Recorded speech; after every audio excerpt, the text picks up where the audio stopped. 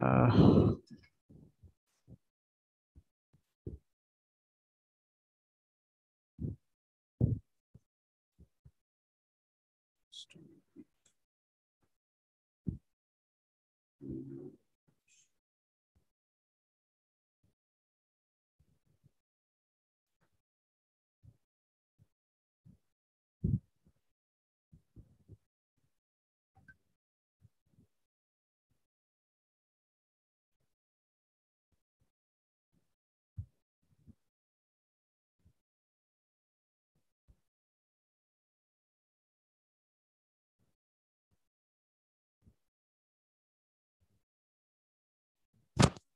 મનન શું તમારું Mike mute છે.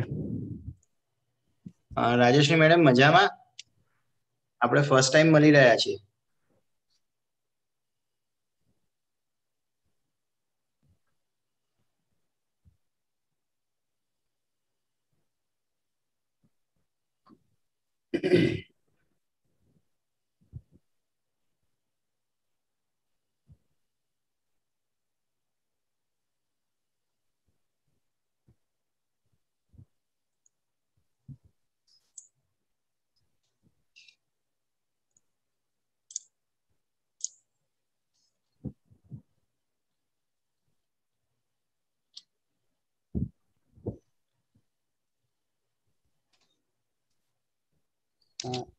મિરરભાઈ હું તમને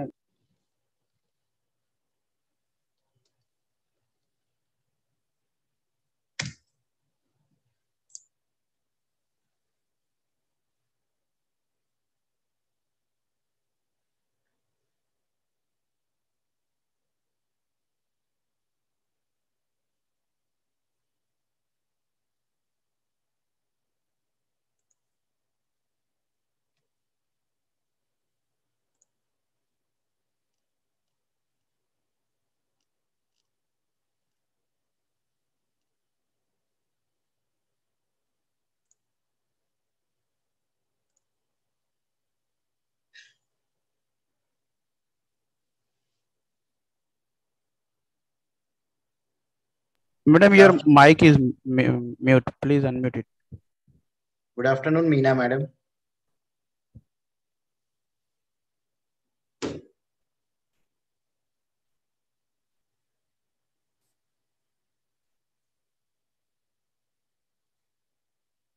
Hello. Good afternoon, madam. One second, I can't hear you. Okay, Hello. Yes, it is audible. Yes. Yes. Okay. Good afternoon, so ma'am. Good afternoon. Fine, ma'am. Yes, all well. How are you all? Fine, ma'am. Here, Fine. not a big problem. Okay. Nice. So, we Yes, will ma'am. start now. Ma'am, Or yeah. For 1-2 minutes. Yeah, sure. Okay, no problem.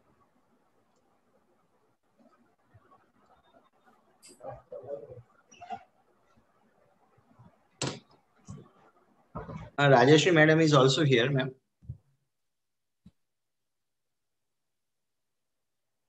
Sorry, who? Rajeshri madam. Rajeshri Uja ma'am.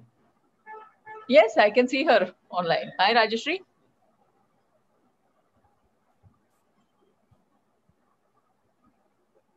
Hello, Rajeshri. I don't think she can listen to us. Yes. Hello, Dr. Gayatri. We spoke. Hello, ma'am. Hi. Twice. Yeah. Yeah. Dr. Gayatri looks after. Am I audible? I was speaking. Actually, my mic was on mute. Sorry. Okay. No problem. Sorry. Right.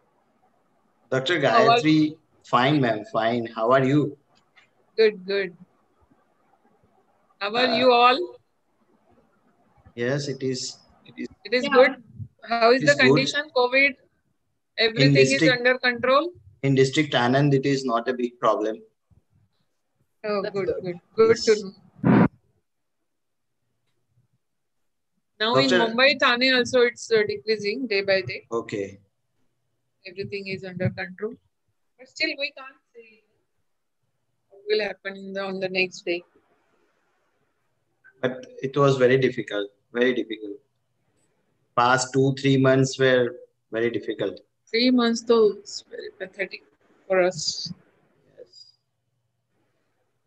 I would like to introduce Dr. Gayatri.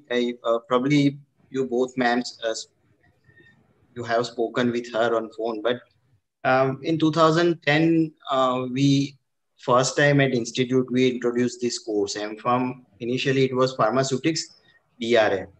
At that time, Dr. Gayatri took the initiative, and like she took the whole program single-handedly. Likewise, she trained herself. Basically, she was from pharmaceutics discipline, and in 2009 in academics, the knowledge and know-how about regulatory affairs was very low, very less. That's true.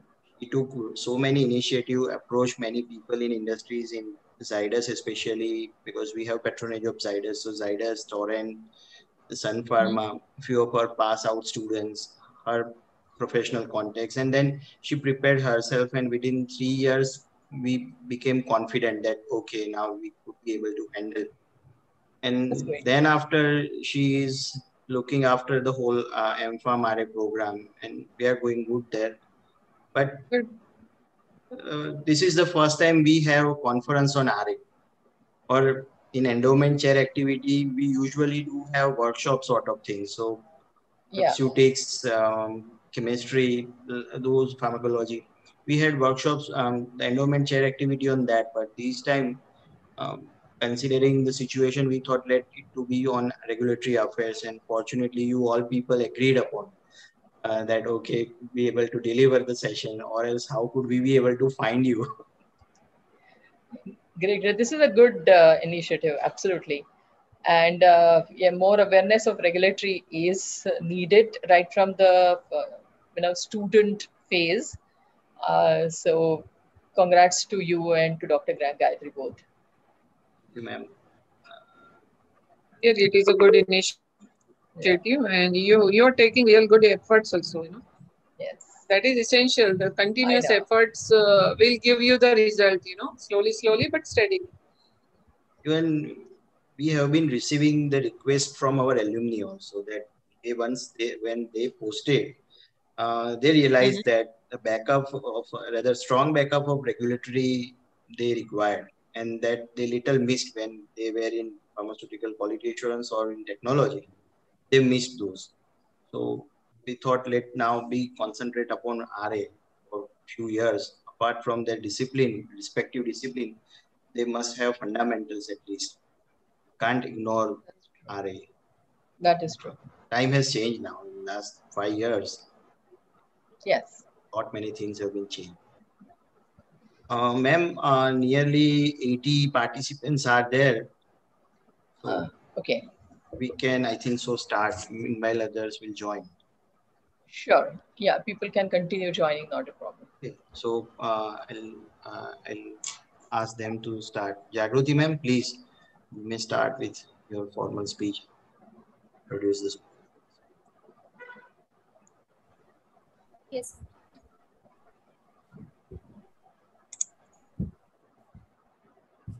So good afternoon all. Welcome to the third day of Charuset Endowment Chair on Regulatory Considerations for Pharmaceutical Development, a Global Scenario, organized by Ramanbai Patel College of Pharmacy and TB Patel Center for Postgraduate Studies in Pharmacy, Charotar University of Science and Technology. RPCP is a constituent institute of Charotar University of Science and Technology. It was established in the year 2004 with a view to promote excellence in pharmacy education and to prepare the young talent to meet challenges of industrial pharmacy and pharmacy practice. So with this view at RPCP, we organize endowment chair activity every year with an objective to provide platform to our students for interaction with the eminent speakers, scientists, or professionals. So, and this year, we have organized it in the online mode platform. So for today's sessions, we have with us Ms. Meena Shah, the Pharma Quality and Regulatory and DV Advisor and Auditor, Regulatory and Project Management at Partner Tanni Associates, Mumbai. She completed her studies in pharmaceutical sciences from UDCT now ICT, with distinction. She has worked in R&D for cosmetics and specialty chemicals and then in the regulatory affairs. She now acts as an independent advisor, providing regulatory, quality, and pharmacovigilance guidance to Indian and foreign pharmaceutical companies and manages their projects in India. As a regulatory personnel, she has handled registrations of API and formulations in USA, EU, GCC, Asian, CIS, and other countries. With her role as a driving force for projects starting from R&D to commercialization, inspection, preparations, and the pharmacovigilance, she has expertise on various quality and regulatory aspects of product life sciences. She also acts as an independent auditor for various pharma companies for their vendor and service provider management. She has also acted as an auditor for pharma manufacturing and services providing facilities in India and foreign countries. Ma'am, it is a pleasure to have you here. Thank you. And she is going to deliver a talk on regulatory compliance and management. I request ma'am for the session. Thank you so much. And I understand it's an honor to me to come in front of you. And I want to thank the university, Dr. Rava, Dr. Gayatri, Dr. Jagruti to give an introduction also. I have always enjoyed having dialogue and having interactions with different experts and the newcomers in the industry, or the ones who want to join the industry or who will be joining the industry very soon. So right from when I was a student, and I am still a student, I will always say that, I have been benefited extraordinarily when such an interaction has happened, where people with some kind of or more experience have come and talked, you know. And basically it is maybe not everything what I say or what the others probably have said in any of your lectures is directly pertaining to you right now. But I strongly believe that everything that we hear plays a huge part in our future working in the industry or working in even academia or wherever we choose as a career. Even the style of speaking, we can learn from that quite a lot. How to speak, how to interact, how not to speak, how not to interact also. So I am very thankful for this interaction. I must say that right in the beginning. Whatever I have done and whatever introduction was given to you, if you are students or something, you know, I understand that many of you are students or very new in the industry. So you may not apprehend, or you may not appreciate everything out of it, at least right now. I hope that my lecture or this interaction with you all, at the end of it, you probably will know more about what I've done. That's what my aim will be, that I will talk about the experience that as a regulatory person or as a quality person, I have had and the others have had, and they were very generous enough to, you know, interact with me and give me the knowledge or the information based on their own experience. So I would like to share a screen, start my presentation if that is okay. Can I start that? Yes, ma'am. All right.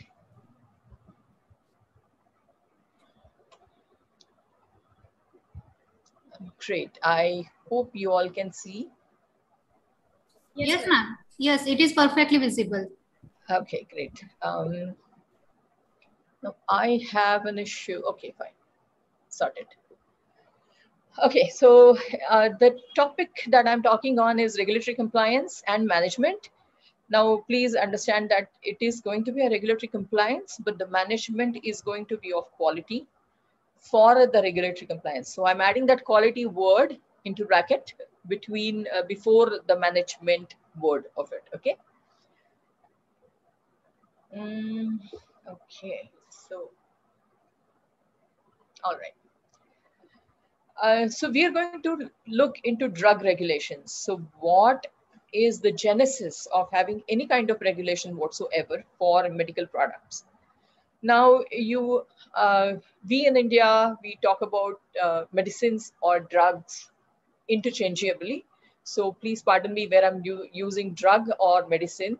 I am not talking about any other drug than medicine. So please take that as a basis. Also, as a sort of disclaimer, the things that I talk about, they are based on my experiences and whatever I've heard or read. It is possible that I'm wrong, or it is possible that you take me as a spokesperson for somebody or some other body. Please don't do that. So if it is wrong and you can, something which is correct and where I'm wrong, please raise your hand and we will correct myself. I'll correct myself. Everybody else also will be benefited. So the views and the information that I share is from my own. It is publicly available on internet, various websites you all must be knowing. If not, please do contact me. I will guide you to the proper website if you want any further detailed information on any of these chapters. So the drug development, every drug, if you know, has to pass through this 4 stages and in that order. So the first stage is safety, second is efficacy, third is quality, and the fourth is affordability. If you see, the safety is put the first and the foremost, because if anything that is being given in case of illness or having a disorder, to a person having a disorder, to make his life better, if that particular drug is not safe, it's of no use. We cannot really administer anything from externally which is unsafe. So safety has to be the first point that has to be looked into when we start the drug development. Second is the efficacy. If, say, curcumin or halad, we call it in Marathi, haldi in Hindi. So it is absolutely safe, but its efficacy in everything is still not completely proven, right? We know that it is efficacious, so we put that on our wounds. We take it inside, you mix it in haldi, milk, and take it. So that kind of efficacy is known for generations. But certain drugs have to really prove their efficacy. Now you can understand that a certain molecule can act as, can have a medicinal value. For example, morphine at a particular dose. To be efficacious, it has to be given in a certain amount. If that amount is not safe, that product, even if it is efficacious, it fails in the first category, which is safety. We cannot be regulating it as a drug for all common use, So safety and efficacy go hand in hand. Once the safety is proved, the dose has to be titrated, the dose has to be decided, and the efficacy at what dose we see, if that dose is again safe or not, has to be evaluated. So safety and efficacy will go hand in hand. These two things are generally for a new chemical entity, and in India, most of our products are generic products. We have not come up with a lot of new chemical entities or new biologics right from the start, to understand where we are studying the safety and efficacy of those products. So for today, we will park it and we will go ahead with the third item, which is quality.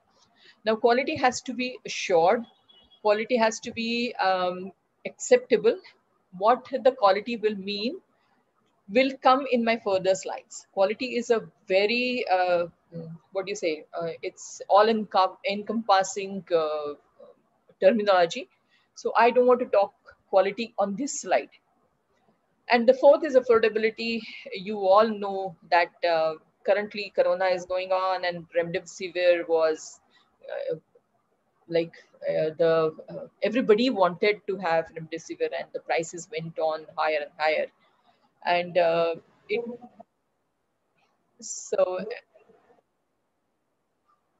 so the affordability is quite a key point for the drugs to be available for every economical strata of the public.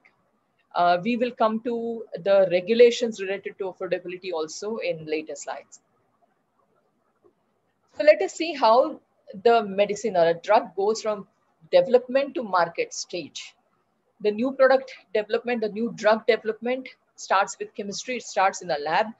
That we will understand that a particular disease has such and such pathway, and where that pathway can be broken or stopped, and what kind of chemical structure would be necessary to react on the receptor cells or on the infectious molecules cell to stop proliferation from that stage onwards. So that structure is going to be synthesized in lab, whether it is a biological or it's a small chemical drug. It is going to start from that stage. Then once the drug molecule is ready, the proposed drug molecule is ready, it's going to go ahead for safety evaluation. As we saw in the last slide, safety is the first thing. So the preclinical studies would start, which are normally done on animals so that their safety dose can be decided. We can evaluate what is their LD50, or I don't know whether you all are aware of all these things, but LD50 is something you should note and go read about it. So the safety evaluation will be carried out. Then the drug delivery has to be studied. In the sense, some drugs cannot be absorbed from the GI tract. So they cannot be given as an oral tablet. Maybe they can be given as a suppository. You know, a rectal administration is better because rectal administration avoids the first pass metabolism, that everything what we eat goes into the blood, and that blood is first stage of that absorbed chemical is liver, where it is broken down. So that is called the first pass metabolism. In liver, majority of the large molecules, now here the large molecules are not necessarily proteins, any molecule is broken down into small parts, and then it is provided to the entire body. That is our GI system, that's how it works.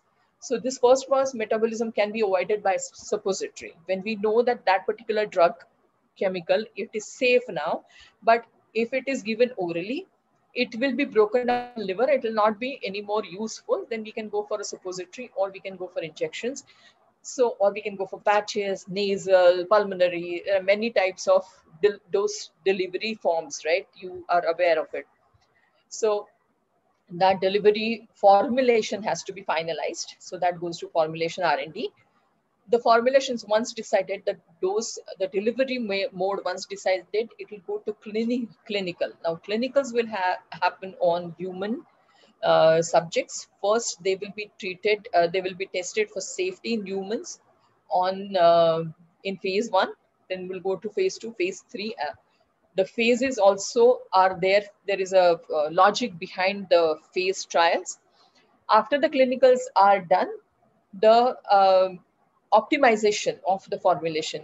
So if you want to, you know, change the color of tablet or shape of the tablet, or you want to put it into capsule or something like that, then that goes to the R&D. It can go back to the R&D. The new product regulatory approval will have to then happen after submitting all this data. It will go to regulatory submission in a form of a dossier, and the dossier will be reviewed by the regulatory authorities, and it will be approved for marketing.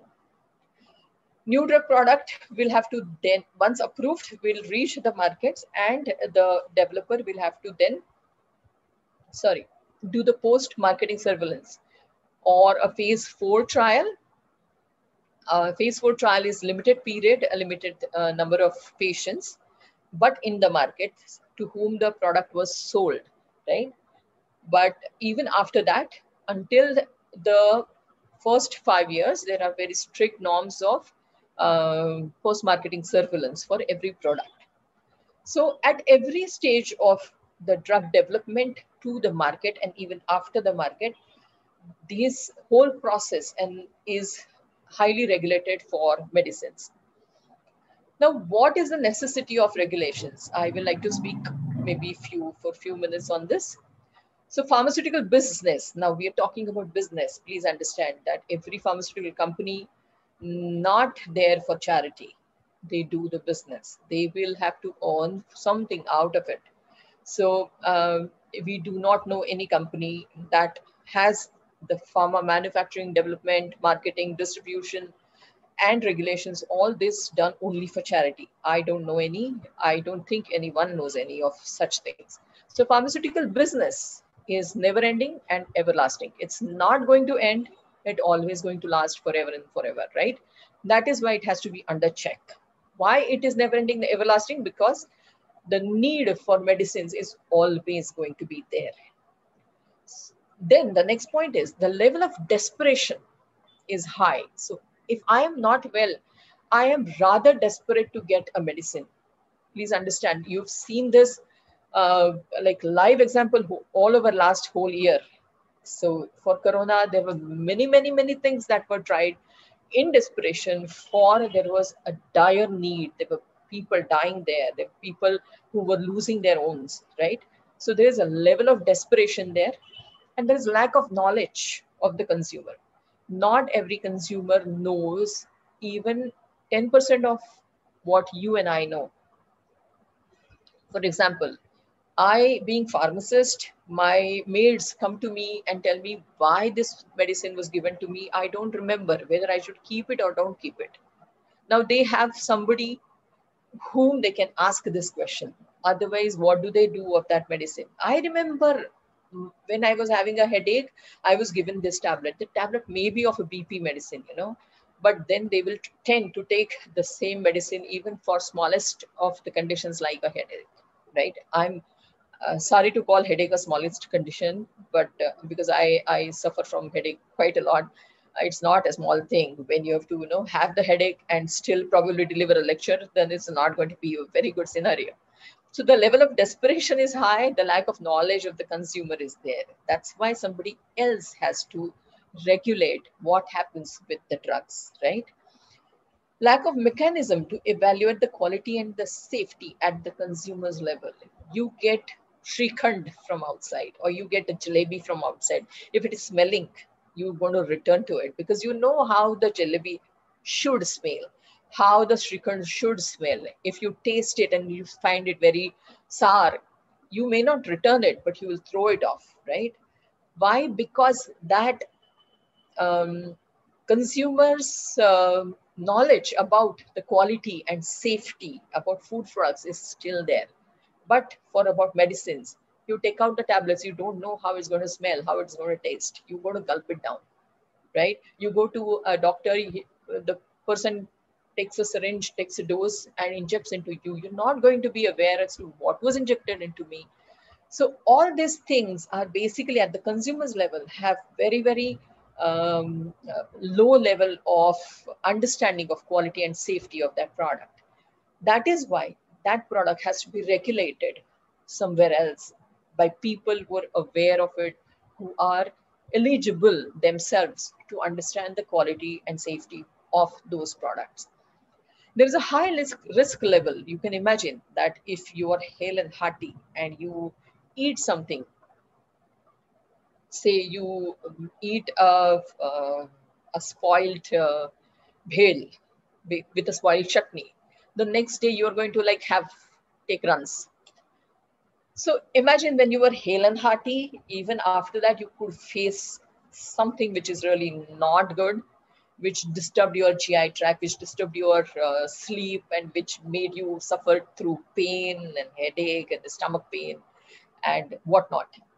What if a low quality medicine is given to a patient whose tolerance, because he's a patient, is already low, right? So that should not happen. So that kind of assurance has to be there, which will come only after having some regulations on that product, the discovery, the manufacture, and the quality of the product, right? The regulations also streamline certain needs, affordability, and accessibility of the medicines. So I will give an example of remdesivir again. Remdesivir was being stocked. It was being regulated by the government, but still was stocked by stockists and was sold by different channels than it should have been sold. But imagine if there were no regulations whatsoever, right? Then the real needy people wouldn't probably have received remdesivir as much as they received also, because people wanted to stockpile. They knew that 6 vials were necessary for a person to get better. What if I go into that level where I may need remdesivir? Let me buy remdesivir right away and keep it with me. Anybody can do it who can spend that much amount of money, right? So this hoarding has to stop. This back channels have to stop. So there has to be a regulation so that the need will be fulfilled. Well, where there is a need, the medicines can go there. They can be affordable and they can reach everywhere. You and me sitting in probably a certain town or a district or city, we don't understand what the rural patients face. You know, they have a lot of difficulty. They don't have hospitals nearby. They don't have chemists nearby. So those people also, they are no less human beings than us. Just because we are in cities doesn't mean that they shouldn't be getting any medicine. So this distribution also has to be regulated, you know, monitored. That's why there is a need of regulations. I hope, because I'm passionate about it, I speak more about the need and, you know, intangibles about my topic. So please don't mind that. Now, what is regulated regarding our, what do you say, regarding our medicines and pharma things? What all things are regulated? So let me tell you, everything is regulated. Let us see here, proposals, proof of concepts. Now, cloning was decided as a remedy to, you know, if you have amputated legs, the patients having amputated legs or something, a cloning can do wonders with them. Or a person who has a son and wants one more son can have one more son exactly same as himself. You know, as an idea, it's fantastic, but can be, and I'm sure it will be, with the crooked people around us, we know, it will be put to use for not very good purposes. So proposals like cloning, which were initially for good of people, have to be regulated. Research areas. Now, PEPFAR is one more thing. PEPFAR, you can go to Google and find out. PEPFAR was initiated with US FDA, initiated by US FDA for, along with WHO, for meeting the needs of HIV patients in African countries, basically, the countries who could not afford new drugs and stuff. So CIPLA was very good, very much ahead in reaching out with their own medicines, the generic versions of HIV medicines for under PEPFAR. That's what I know from the industry colleagues. So you can read more on PEPFAR. So the research areas, the research was regulated for HIV, where the patents were sidelined and the know-how were given to different countries. For example, currently AstraZeneca did give a know-how by out-licensing to Serum Institute for COVID vaccines, right? So it's something similar. Or, you know, Sputnik V or Sputnik 5 is being outsourced or out-licensed to Dr. Reddy's, not sure, in Hyderabad. So these are the research areas where the regulations will go out of their way for attaining to the needs of that current era, the current economical, socio-economical, and medicinal needs. In vitro research protocols. When I'm saying in vitro research protocols, I'm considering each and everything that is starting from the lab until the manufacture of the product. So there are direct guidance, direct regulations in many of the places. If and where there is no direct regulation, there are guidances. Now, when we are saying there are guidances coming out by a regulatory agencies, we better follow them, frankly speaking. Today's guidance is going to be tomorrow's law. So guidances are better to be followed. Then the preclinical research, the safety studies are also monitored. They have to be also regularized so that there has to be a proof that the animals are not abused for studies that are really not required or not going to benefit human at large. Clinical research, you and all, everybody knows that they are regulated. Marketing approvals. So I have every data and I want to submit it to India. I want to submit it to USA. I want to submit it to Brazil, Sri Lanka. All these will have their own regulations as per their own country needs. So the marketing approvals and variations are also regulated conditionally by their own countries. So we will see the tussle between the globalization and the territorialization there. And post-marketing vigilance is also equally important, and we will talk about that more. When I'm saying regulations, no more or less, you can see there is a globalization in the regulations. Why so? Because the thought process that goes behind regulating anything, so much that I have talked and so many slides that I've shown, as I said, I was passionate about it, that why there has to be a regulation.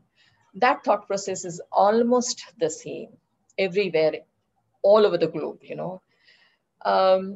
So the same trends we can see in regulations all over the globe. So same trends are there globally. All these regulations are supposed to be risk-based and science-based. I am sure you had a lecture. I'm sure it was a fabulous lecture on QBD. So these two phrases you should be already aware of, risk-based and science-based. We will talk about that more in the next few slides. Now you have to also understand, when I said that there was a globalization regulation, and there is also a territory effect on the regulations. The regulations are also religion-based.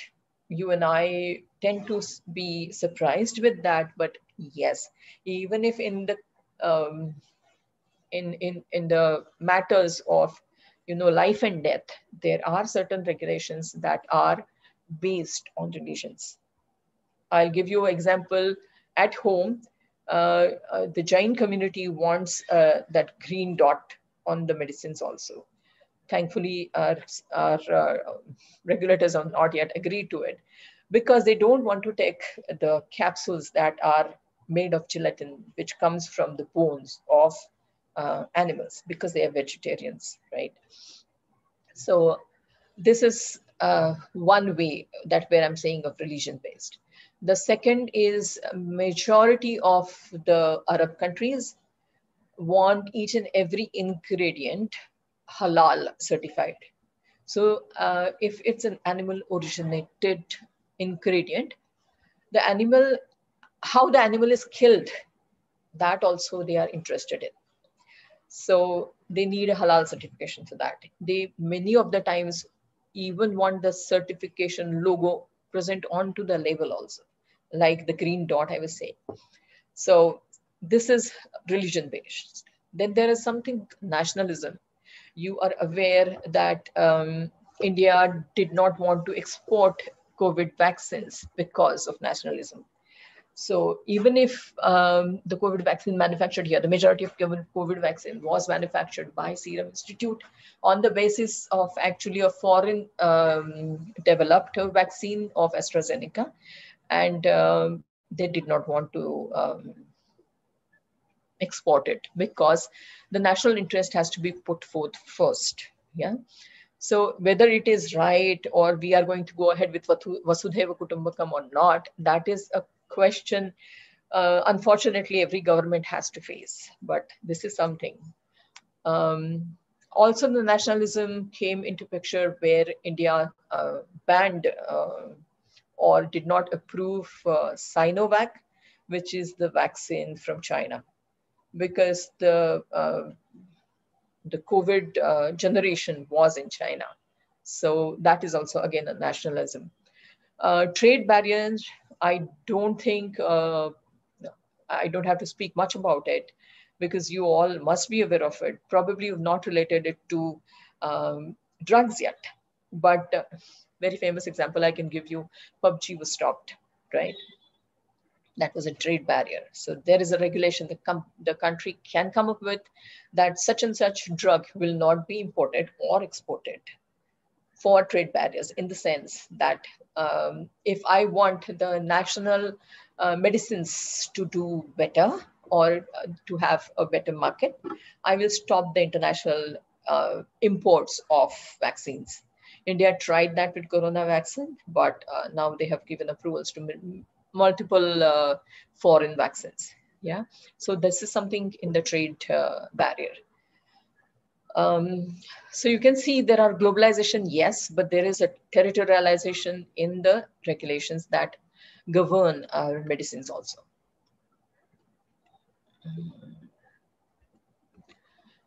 Okay, my point is,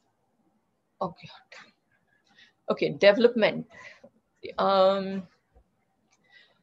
In the R&D in the lab, as I said, QBD, I'm sure you're very aware of.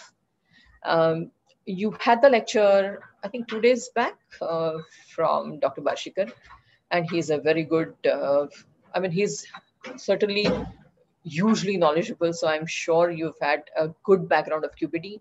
You're aware of terms of QTPP, CQA, CPP, design space, control strategy, control, continuous development is what I'm covering under QBD. Now, why I'm covering QBD in development is because QBD is quite highly regulated in the regulated countries. So when I want to submit a dossier for my approval of my product into a regulated country like USA, I have to abide by QBD development protocol or report. I submit only the report, but the development report will have to have these aspects included, in the sense I will explain the logic behind my development activities in a very formalized manner, which is given by, it's a very beautiful guidance. If you've gone through a QBD guidance, it's a very beautiful guidance. So the way they have given it, they have even specified the table of content that you have to go write this first, and then after that this, then after that this. So even if they call it a guidance, now what is the difference between guidance and the rule is the guidance is the current understanding of the marketing authorization or regulatory body. So that current understanding means that please follow it. That's that, So this current understanding gives you how to write a particular pharmaceutical development report also. So you can imagine that even the development portion of the drug to market area is also regulated. Even if they don't call it a regulation per se, the guidance is a part of regulations. Please you have to understand this. It's better that we abide by the guidances. So you have to first think about what my product is going to have, what qualities it's going to have, come up with QTPP. Then out of the QTPP and throughout the process, which are the quality aspects or quality attributes that are going to be very critical for me to monitor, to know, and to set a specification. So that is going to be CQA. What is the process parameter that is going to be very, very important? Or if it goes here and there, it's going to risk my product. That's going to be a CPP.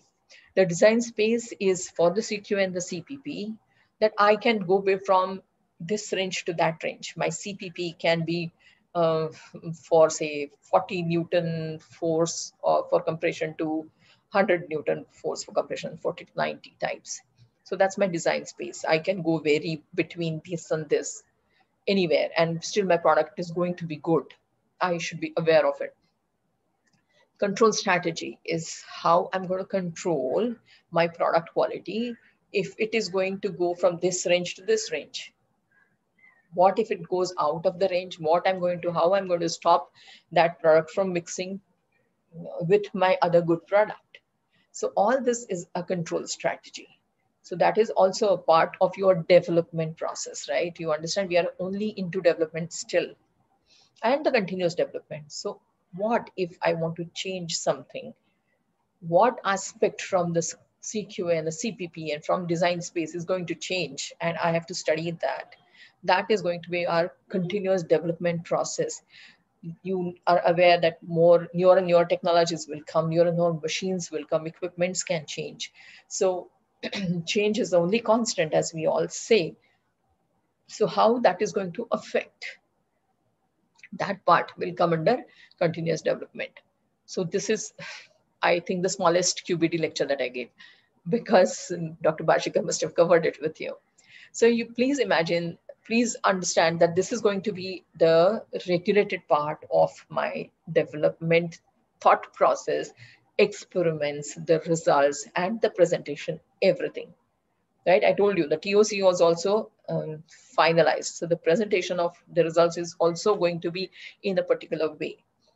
So, and then what is QBD? Why QBD?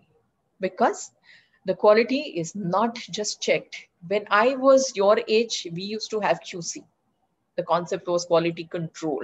We would check the quality into the product. The product is done. If the quality is failing, we will think what we want to do with the batch, but it used to be only control.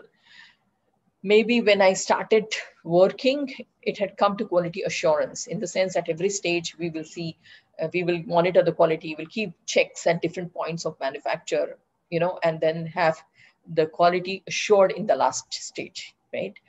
Now it's not enough. It's not just checked. It's not just assured. It has to be surely built in the product. The quality has to be there in the product by design. That is where this concept is coming from. So I'll study the product so much that I know where I can go wrong. I know how to stop myself from going wrong, so that I'm assured that each and every lot and each and every unit, say a tablet or capsule or injection or vial, whatever it is, or a patch. So every unit that I manufacture is going to have the same standard quality. That is the idea behind the QBD development. Unfortunately, I'm not able to read my, just give me a minute, please. Okay, fine, this is better. Now, development processes are going to have, this is very, very short. I don't know why I made this slide, because I'm very unhappy with the limitation that the slide gives me, but I know I have limitation of the minutes that I can talk on this, because I've not come to regulations still yet. So development will have API that I need to study, right? Then I have to do the formulation development, taking that API. I will do different kinds of experiments. I will do whether I can add this, I cannot add this, whether the excipients are compatible, whether this much amount of excipient is necessary, not necessary. What other excipient should I add? What excipient should I take out? I have to be optimum in using the amount of excipients, number of excipients, so that I get a good, robust product. So there has to be a formulation development, and the formula has to be optimized. Then the selection of manufacturing process, whether I have this equipment not there. If I have this equipment, can I fit my product process in that equipment? So I will choose the process. I will do a process optimization of that. So where you get the CPPs into control, right? You fix your design space. Analytical development will also have to be there. This is a complete topic for lectures. A whole lecture can happen on just analytical development. Now I'm not even talking about conduct and validation and the lab requirement and GMP for quality control. So all that is completely different altogether. But analytical development itself is a huge process. The pharmacopoeias help a lot. There are so many things that the pharmacopoeia where cannot be used, or they are not too useful. So analytical development is a huge portion of pharmaceutical development. Packaging development, again, a big challenge for, as you know, certain COVID vaccines. I am coming back to COVID. I don't know why, but yeah, because that is probably more relatable right now. So some COVID vaccines like Pfizer vaccine needs to be stored at -70. So what is going to be the packaging of that? Now the packaging is, yes, the glass vials with a stopper or an ampule, fine. How are you going to ensure that it is stored at -70? So that also is part of packaging. It is the secondary packaging that is very, very important. So even the 2 to 8 degrees storage of Serum Institute, they have fantastic packaging system developed, you know. So that development also is quite an essential thing. You can imagine, say a dose comes into an ampule, which is of 3 ml. So it is this much. And you have a huge label to be stuck on that ampule. How are you going to stick that label? So the label is folded and put behind. And you know, you have a composite label of upper layer and the layers of folds below that. So all this comes under packaging development, and that also is regulated, right? Compatibility. So, okay, glass is compatible most of the times, but it's very highly expensive. It's just probably not going to pass that 4th stage of affordability, right? So you have to think which material of construction I can use for packaging. And the stability has to be assured, and it has to be monitored in the particular primary packaging of that particular product. So this is all into the developments. We are still into development part of it only. Then there is a huge area of clinical development, whether it is bioequivalent with the product. I'm developing a generic product to a product which is approved in, by say US FDA or for EU. Then I have to show that it is a bioequivalent product to that product. Then that kind of development, how to develop that protocol for that bioequivalence study, how to administer the drug, when to draw the samples of blood, what thing in the blood to be analyzed, whether that product, say I'm, you know, what? Okay, loratadine. It's a drug, right? It's a antihistaminic drug.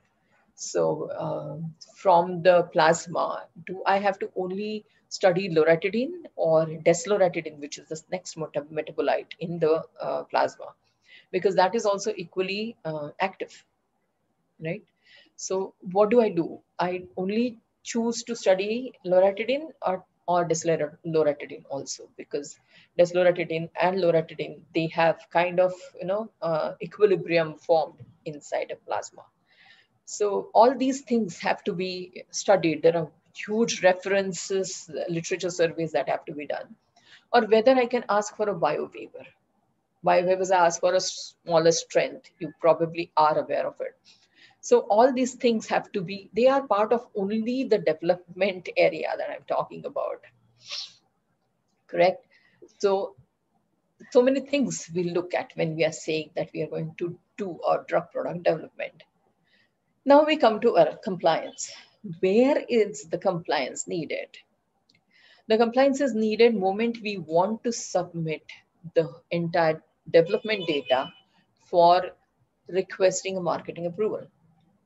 So why is it regularized? Now you can imagine there are so many companies. If the data requirement does not have a regulation, my company will give this type of a data. For the same product, the other company may give that type of data.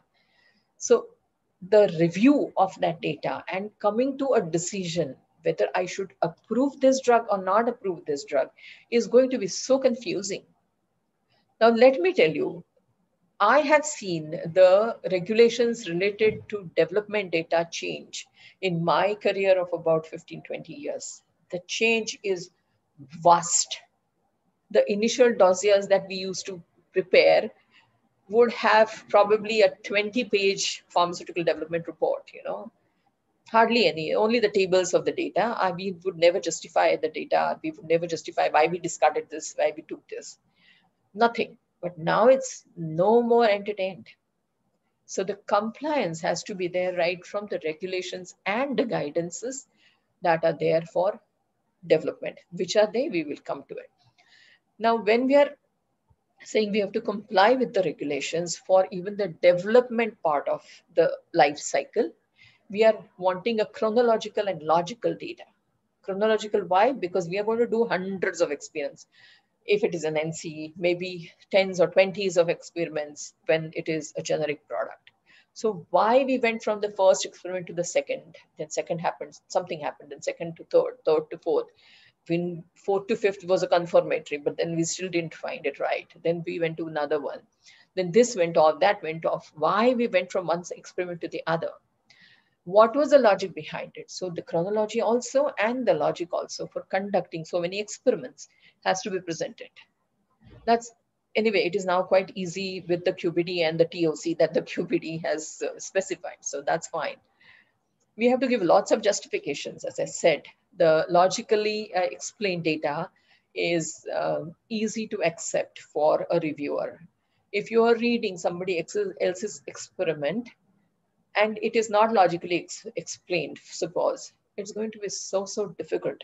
Sometimes I feel similar difficulty when I sit and read some, research papers. There is such a huge and vast data. It is so boring to read. I mean, and especially if you're going to read similar kind of data from everywhere, but still there are small differences in each and every submission. It's going to be really tough on the regulator's part, right? That's why it has to be chronologically explained, logically explained, justified at each stage. The rationale has to be given for the proposals. Now, a pharmaceutical development report will have proposals for a scale up and the commercial scale, right? So you have to give, we have to give rationale for the formulation that is proposed. We have to give rationale for the manufacturing process that is proposed, for the controls, for specifications, test products such as stability and shelf life. All these parameters will have to be given with a strong science-based rationale, okay? And there has to be a scale-up proposal. Meaning what? I have done small R&D trials, and now I have to take, say, I took trials of, say, 10,000 tablets, and I have to directly go to 4 lakh tablets. What is going to be changed? That I should propose and have ready in my pharmaceutical development report. Compliance to clinical R&D, we have to all the time have safety and efficacy in our mind. So safety and efficacy studies for NCEs have to be done. If we are giving a generic product, we don't really do safety efficacy studies, but we do give the data from references. So we have to have safety efficacy lookout all the time in our minds. Animals trials, human trials, phase 1 to 4. Wikipedia has explained phase trials very well. Do read that. Bioequivalence trials, clinical or PK studies. What is clinical bioequivalence? What is the exact effect? Clinical effect on patients. The clinical bioequivalence trials are done on patients, okay? PK studies is by drawing bloods, that is done on healthy human beings. So this kind of compliance has to be shown. This has to be in part of the, as part of the dossier for marketing approval. Toxicity and dose studies of animals. Now this, again, I am going back to NCE. So if whether it is toxic, what dose it is toxic, all those studies are done on animals. Dose studies for safety in healthy humans. So I'm going to the next stage from the toxicology to the safety studies in humans, which is a phase 1 trial, or also in the what is the bioavailability of that compound at the dose of this much, if the bioavailability is this much, and the efficacy is at that level, then my dose is substantiated, right? So bioavailability dose relationship has to be given. Half-life of that drug has to be given. If the drug is going to be having a very short half-life, it has to be administered very, very quickly, you know. So if the half-life, not many examples are there, but if the half-life is say 2 hours, which is not there, I don't know a single drug. But then you can imagine that every hour I'll have to pop the pill. So that doesn't really help. It's going to be too much of a hassle. So in such cases, you know that there is a drip that is continuously given. Now, I don't remember the drug name, but in a heart failure case where the heart is not sustaining the blood pressure, there is a drip that is given, right? So that kind of a drug has a very short half-life. Okay, there's a question coming. Can we take the question that after some time after I finish a part of, one part that is going in a flow? So please type and send in your questions. I will try to answer that once we complete the R&D portion of it. Okay, going back now. Oh God.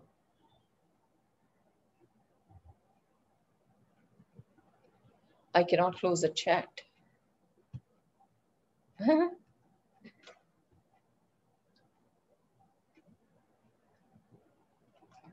Please excuse my clumsiness, sorry.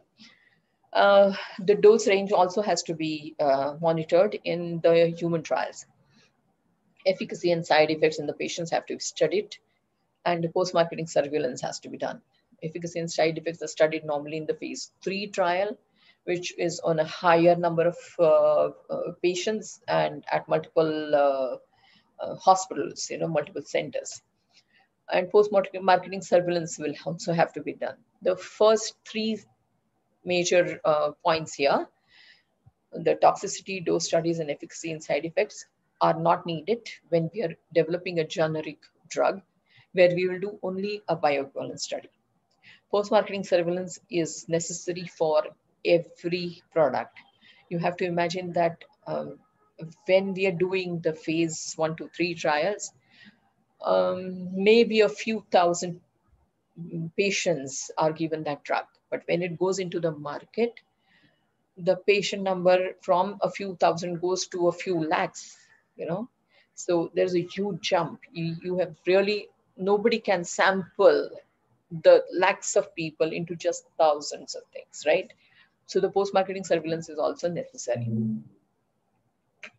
The guidelines for R&D compliance is various quality guidelines for R&D activities, especially for the activities that are done in the labs. QBD, as you know, a very beautiful guideline has come up, ICH has come up with. US FDA has 2 beautiful examples of QBD-based pharmaceutical development report, one for IR tablet and the other for extensive release tablet, ER tablet. Please go through it. It is beautiful. Just even if you don't understand, just go on reading it. It's really beautifully given. ICH Q6 gives setting of specifications. Q11 first part gives the development of drug substances. Now, whatever is given in the ICH guideline for drug substances are equally applicable for drug products. So just because the name is drug substance, I've written drug substance here. Analytical development Q14, impurity is Q3, analytical validation Q2, stability Q1, pharmaceutical development Q8. These guidelines are directly related to the R&D activities that are there. Last I've mentioned Schedule Y, which is an Indian guidance for GCP, good clinical practices. So for clinical trials, Schedule Y and similar different schedules and rules in different countries are there, how to conduct clinical trials also. Majority of regulatory guidances for R&D are based on ICH guidances. Please do try to read ICH guidances. They are boring, but they are very good. And once you are sure about your understanding of ICH guidances, regulatory and quality in pharmaceutical industry is going to be very easy for you. Okay, so I'll take that question. I complete the R&D part here. How can we increase the bioavailability of the drug? Okay, bioavailability of the drug is dependent on multiple things. One, the nature of the product. So if the product has, are you aware of BCS classes? BCF classification system? No, okay. You can say yes, you can start your, you don't have to be mute. Is it that they are compulsorily kept on mute? Dr. Gayatri? Okay, you can answer me in chat if you want. Yes, ma'am. Are the participants on mute? Like there is, you know. Yes, ma'am. They are mute. Can you leave it for some time? Just give me 1 or 2 minutes. Ma'am, it is better the participants are remain mute. Yes, but yes. They will ask us the question in Q&A session, in Q&A part. So that's what I was trying to do right now. On the R&D compliance, I was going to take the Q&A right now, if you don't mind. Yes, ma'am. Okay. So if you can remove their mute, that's fine. Yeah, they Otherwise, can ask. Sleep, you know. Yeah, they can ask the questions. Yeah, so I was asking questions to people whether they know BCS classification of drugs. Can anyone answer? Probably many of them are working on the BCS class 3 currently. Oh, they are already working on BCS class 3. Nice. Okay. That is tough for them. So most of them at MPharm level, they are working on BCS class 3. Okay. All right. So see, the BCS class will determine the bioavailability to a greater extent if the drug is given orally. So if you're talking about the oral administration of the drug, the bioavailability can be increased by changing the formulation, changing the salt form. First is the salt form, if you can take. So many of the drugs are made into their salts, so hydrochlorides, you know. So they become soluble. Once they become soluble, it is easy for the tablet or the capsule or something to get dissolved in stomach itself, right? And you must be aware that the absorption starts in the first part of duodenum, may not be in the stomach. The stomach has a huge thick wall, so they don't get really absorbed there. So before the pH really turns back above 7, if the solubility is increased in that 5 to 6 range, pH 5 to 6 range, you know, at the duodenal level, it is still in the solubilized form and can be absorbed across the GI tract into the bloodstream because of the very nature of they being soluble. So making it solubilized is the first and primemost way of changing the bioavailability of any drug that can be given orally. Second way, if it is not available, if it cannot be converted to a bioavailable form because of its solubility, there are various things that are, then we can change the formulation, give them as a lipid injection, a bolus injection, if you know. There are many hormonal injections that are given intramuscularly where they form a bolus. It's called a bolus injection. At least we used to call it a bolus injection. From where it's in the lipid form and the muscle will keep on absorbing that from the lipid bolus, okay? There are multiple ways that the drug delivery or bioavailability can be increased. One example I gave, to change it to suppositories. So if the bioavailability is harmed by the first pass metabolism, meaning what? It goes into solution, it goes into the bloodstream also from the GI tract, but when it goes to liver, it is changed into a different molecule which is no more active, right? Then the plasma concentrations of that particular active form is not going to be there for a longer time, right? So because it's going to be there from in the only blood system which takes the entire blood from GI tract to liver. After that, the liver gives it to heart and the heart throws it to the, I hope you're aware of this physiology behind it. Heart throws it to the entire body. So when the drug is taken out from here or here or here, it is not going to be present in the active form because of the liver's action on it. So it can be given as a suppository, or it can be given transdermally.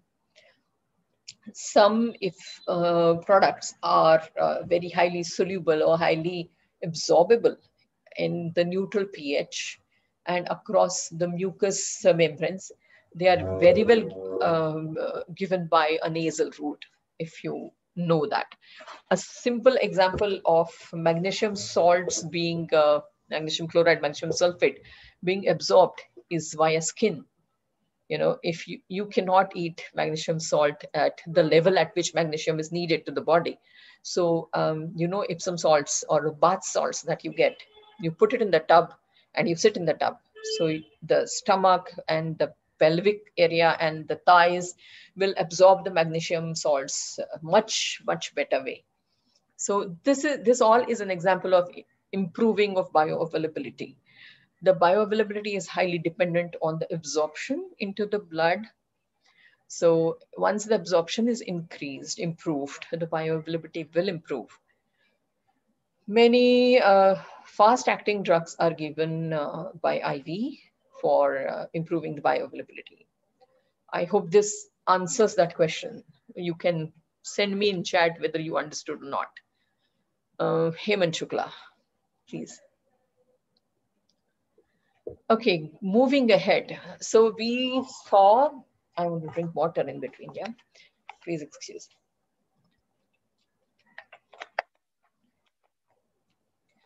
We saw up to R&D what all things we did. Oh my, I already spent 1 hour, very good. In the manufacturing and control, now you should remember that we have done QBD. So we have given the CQAs and CPP and the QTPP, all those quality parameters already in the development. In the manufacturing and control, we have to abide by them, right? This is compliance. Once we have developed something and made a report and we've scaled up things, then we will have the control there. But for manufacturing control, imagine that we are moving out of the R&D and going into a production area from which the product is directly going to be given to a patient, right? So even the premises have to be controlled. They have to be in a particular way. You are aware of GMP, CGMP, where premises abiding to the manufacturing, good manufacturing practices first, what do you say? The regulation first part is on premises. So whatever guidances are given for how the premises has to be there, the air controls and the area controls, area demarcation, the closed area for manufacture, you have to catch the fines during milling and all that. You know, to the minutest of the details, the guidances do give us what should be and what should not be done in the premises, or how the premises should be equipped, right? When I don't know why I did not add equipment into it, but I should have added. The second portion is equipment. It has to be SS316 and glass lined. And we cannot use really an unsafe and unclean thing, right? The scoop has to be cleaned with a surfactant, then with water, then has to be air dried, it has to be heat dried and labeled, all that. I don't know whether you're receiving any lectures on GMP, but all these things are covered under GMP. GMP is a huge, huge part of compliance. And though we do not give GMP, we do not really attribute it to regulatory affairs department per se, but GMP is a quality parameter that has to be complied with. When I'm talking about compliance, when I'm talking about regulatory compliance, it comes under it. Why? Because even if we don't submit any dossier for it, we do submit the site master files for it. We do submit the SOPs for certain things whenever they are asked. So GMP also comes under the regulations that we have to comply with. Process and process controls and validations. We looked at CPPs and CQAs. So they have to be, and looked at the design space. The design space will have to be validated. That validation documents will have to be part of the dossier that we send to approvals. Packaging and compatibility. Packaging data also is a very, very important data. It may actually a huge part of a dossier that is sent for approval. Compatibility, one way is demonstrated by the stability of the product in that particular packaging. Analytical methods and validation, analytical development is a huge part. Once the methods are developed, they have to be validated. They have to be stability indicating, as you are aware of. What is stability indicating is that whatever degradation is there, the assay and RAS and what methods we are using will also distinguish between the main peak of the product and all its impurities. And the peak purity is same. There are no overlapping peaks and all that. I think your analytical person will be able to guide you better in that. I'm not an analytical person. Stability and expiry dating. So stability is going to be important for us to see the packaging compatibility. That's one part. And second, whatever we are specifying as a expiry dating. So that is 2 years, or in India, you were not allowed to go more than 1.5 years for many of the cases. So that much stability data we have to have, and we have to demonstrate the stability and shelf life up to the shelf life. And we have to demonstrate the data that can prove that, yes, it is stable. Updations. Now, updations are very important. As I said, continuous development part, when I talked about that, there are so many changes that keep happening. Equipment changes, there are processes that change, there is computer systems that change. And there is a huge, a huge development in going away from manual processes to AI-based process. AI-based process, I don't know how much India has come up with, but yes, there are multiple, okay, you also would know. I'll give a non-pharma example. If you've seen, please go to YouTube and see a car manufacturing. There are no people there, right? So it is all programmed already, and it is controlled on a computer. What is going to happen next? So this part comes and that part comes. It's laid down, and on top of this, it is welded, it's screwed, and everything is done by robots, right? So in pharma also, this is what we are looking forward to. That there will not be people.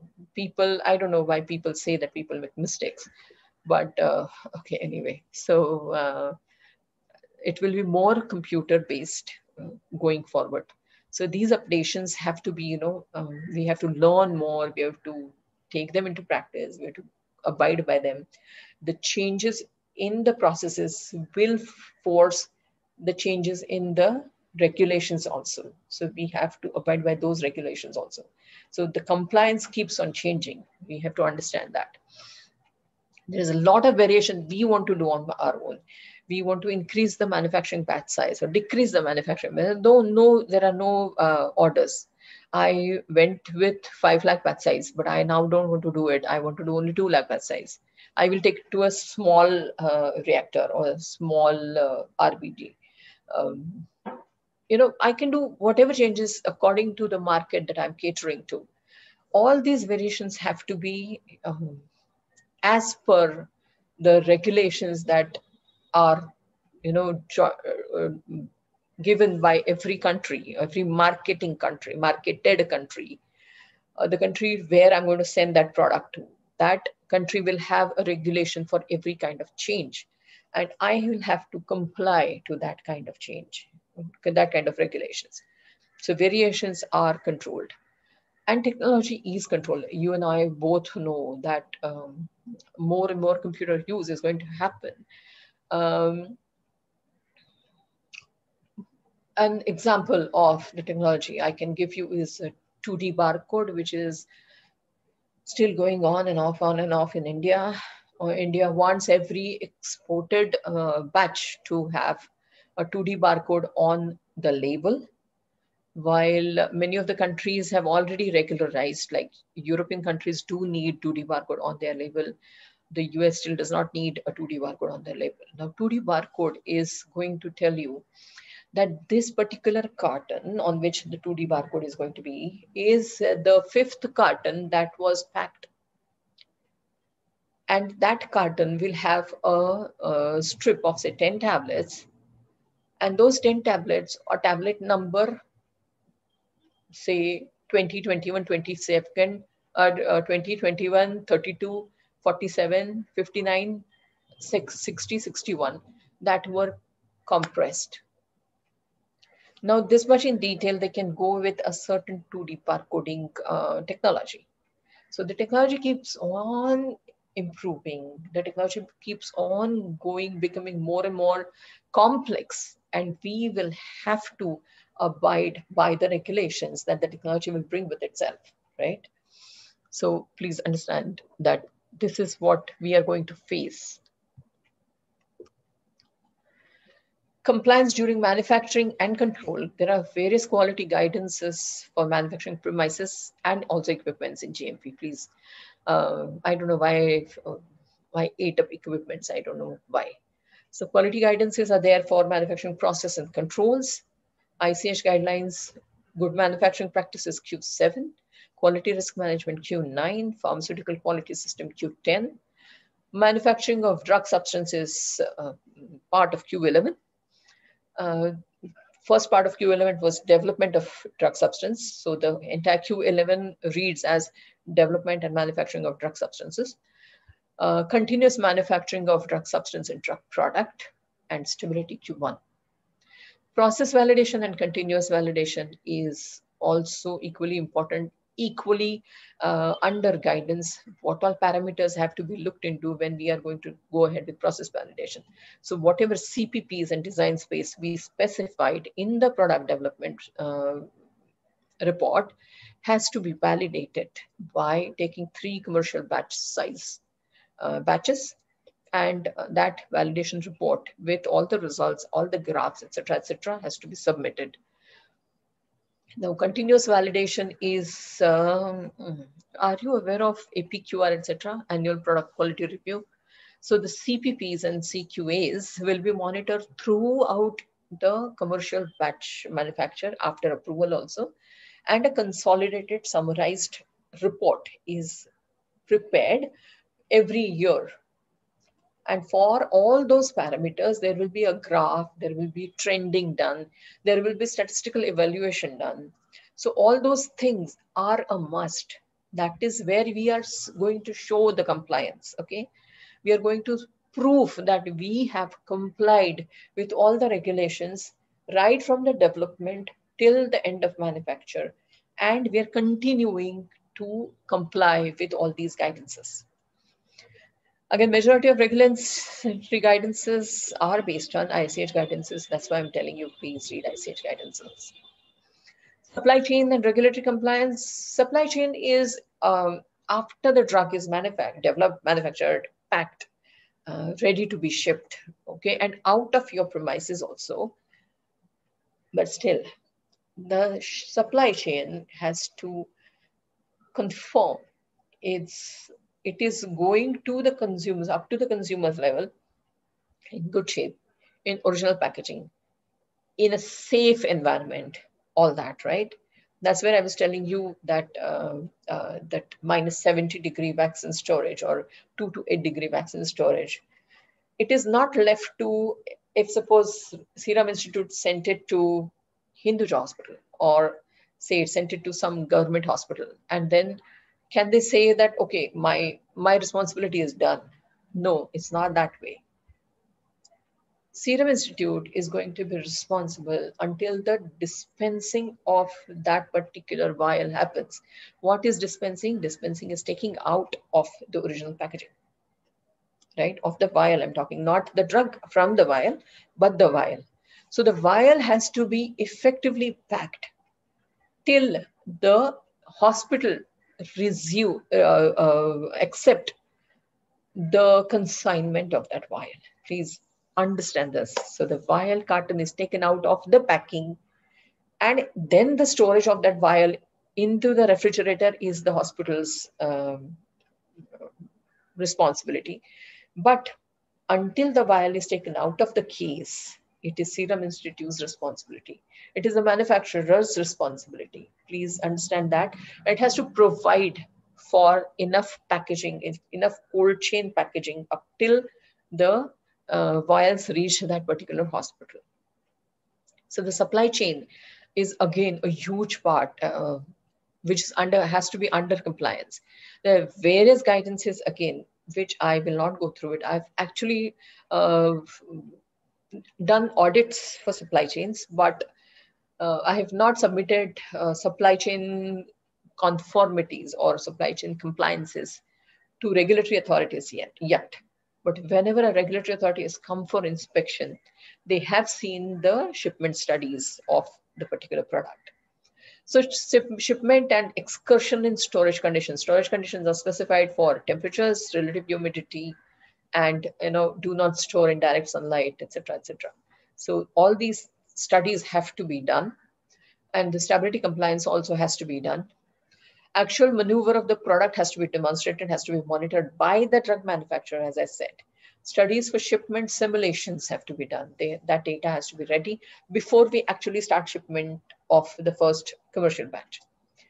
Ease and accuracy of distribution and dispensing. Now, this is somewhere the 2D barcode also comes into picture. It's called a pedigree. So the particular set of 10 tablets in the blister or 20 tablets in the carton is coming from where, through what, everything can be discussed or can be stored on that 2D barcode. So that is the thinking behind having such kind of technology behind a packaging and shipment part, right? So this is a forecast that, or the future of supply chain that we are seeing. Shelf life, a huge part. Again, the product quality has to be maintained within a certain range. That is what a shelf life means, in the sense that the manufacturer or developer gives a guarantee that the product is safe, efficacious, and has the required quality. Safety, efficacy, quality, and then affordability. But affordability has nothing to do with the technical part of it. So safety, efficacy, and quality is assured all throughout the shelf life when the storage conditions are met. Please understand that. The storage conditions are specified on the label, have to be abided by, then the shelf life will give assurance of safety, efficacy, and quality. Storage conditions and packaging that are very important for shelf life, and they are regulated. For a country like African country, we have to understand that the products are going to be stored at maybe 40 degrees Celsius because the ambient temperature is going to be 50, 52. So even if it is inside a shop, in the shade, in a cupboard, the temperature that is going to be, inside the carton, inside the blister, at the tablet is going to be still 40 or maybe 45 also. So we have to prove as a manufacturer that my product is going to be stable at that time, that particular packaging. If I am saying that my product has to be stored at 25 degrees, then the product may be acceptable, may not be acceptable at the retailer in Africa, because they will have to keep it in the fridge. So we have to, if we are developing a product for Africa, we have to think that I have to develop a product which will be stable at 40 degrees or 35 degrees at least. So this thinking has to be there before, during the development stage, right? And then we have to submit a proof to the marketing authorization, for marketing authorization. Change in the storage conditions during use.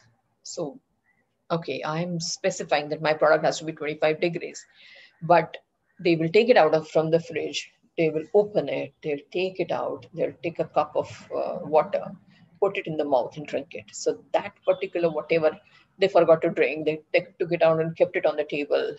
So there's going to be an excursion, say, from 8 degrees or 10 degrees in the refrigerator is going to come to, say, 30 degrees in that 2 to 3 minutes. I should, in my studies, understand this possibility. Now, this possibility is something which is very, very practical possibility. So that is where we are saying that it has to be risk-based. This is a risk that it's going to go for, say, for certain time above 30. So whether my product is going to be stable or not, that thought process has to be there before, and that kind of data has to be present with me. So that is what is risk-based or science-based development that I'm talking about. Reconstitution.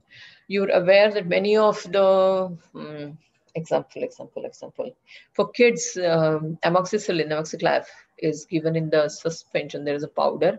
We have to boil water, then make it room temperature and add to the bottle up to the mark and shake it vigorously so it becomes a suspension, right? And then that whatever 30 ml has to be consumed in the next 5 days or 4 days.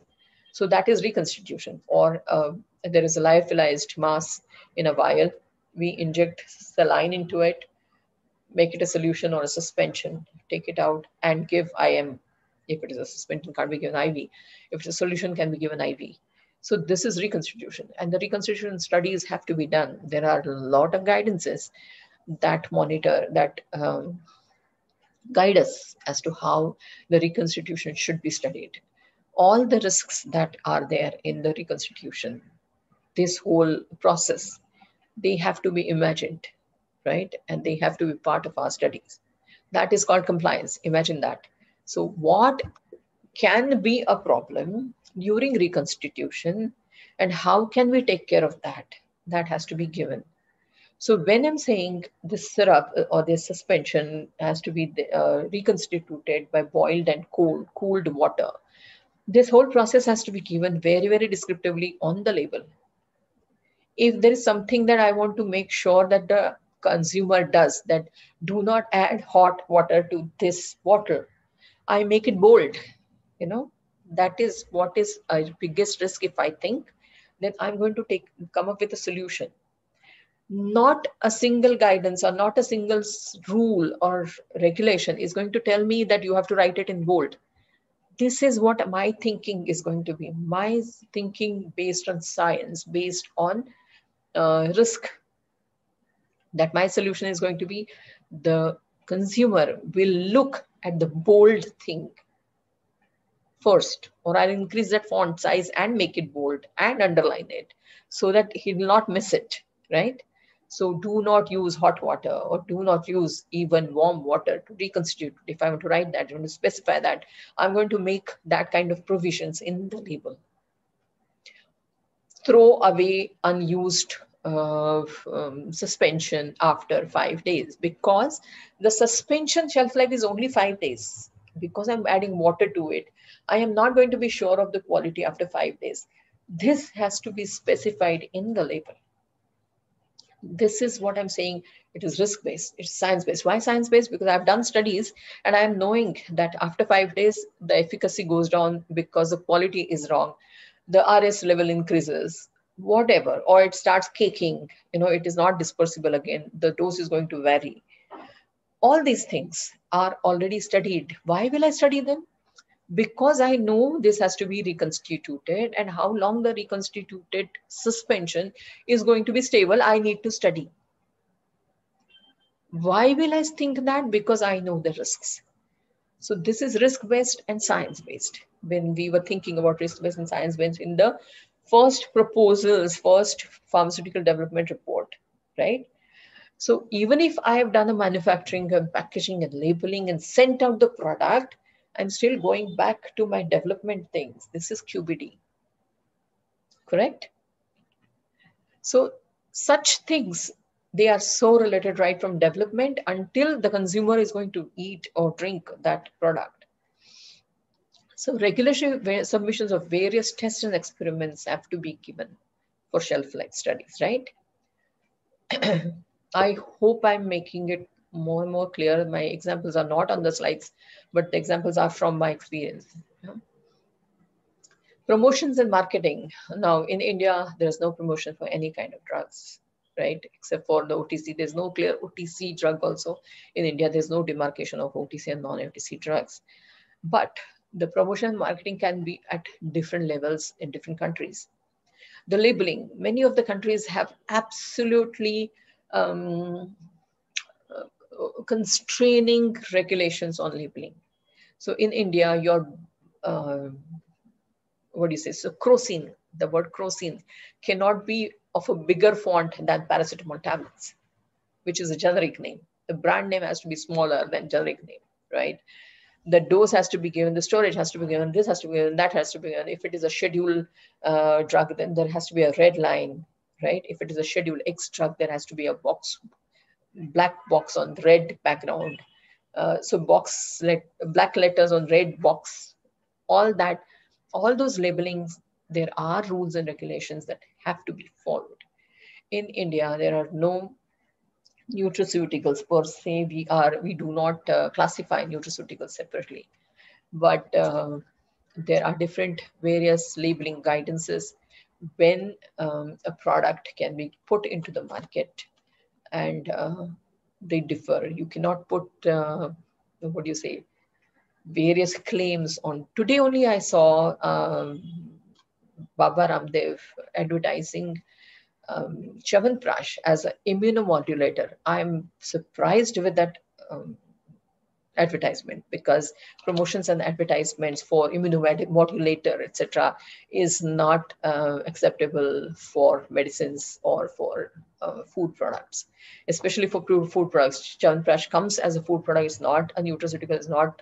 There's no nutraceutical in India, so it is either food or drug. So it comes under food. It is governed by FSSAI, and foods are not supposed to give a medicinal claim like immunomodulator. So, well, I will be interested in seeing what happens to the ad going today onwards. Ethical practices. So ethical practices, I just gave you an example of Chyawanprash giving advertisement as a immunomodulator, which they cannot. There is no substantiated or approved claim on any food products that they will have any medicinal effect. If there's a food product that has a medicinal effect, then it will have to be classified as a drug. It can be classified as an Ayush drug, but it will have to be classified as a drug, and it cannot be categorized as food under FSSAI. I hope this is clear to you. There are different bodies that regulate different types of medicines and foods in India.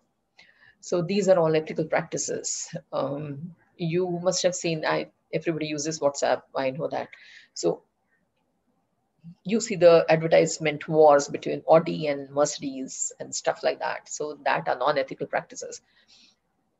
So for drugs, it's absolutely not allowed, right? Something, my drug is better than this company's drug and all that. We cannot claim in those things just to gain more and more market to my product. It cannot be done. So promotions and marketing is regulated when you can promote, how you can promote, what can be promoted, and where all it can be promoted. All these things are regulated. So you will never see a non-OTC drug being promoted on TV, right? Like you never see whiskey or wine being advertised. It's banned in India. So a Bacardi will come up with music CDs. Everybody knows what Bacardi is going to advertise, but then they cannot do it. So it's something similar to that.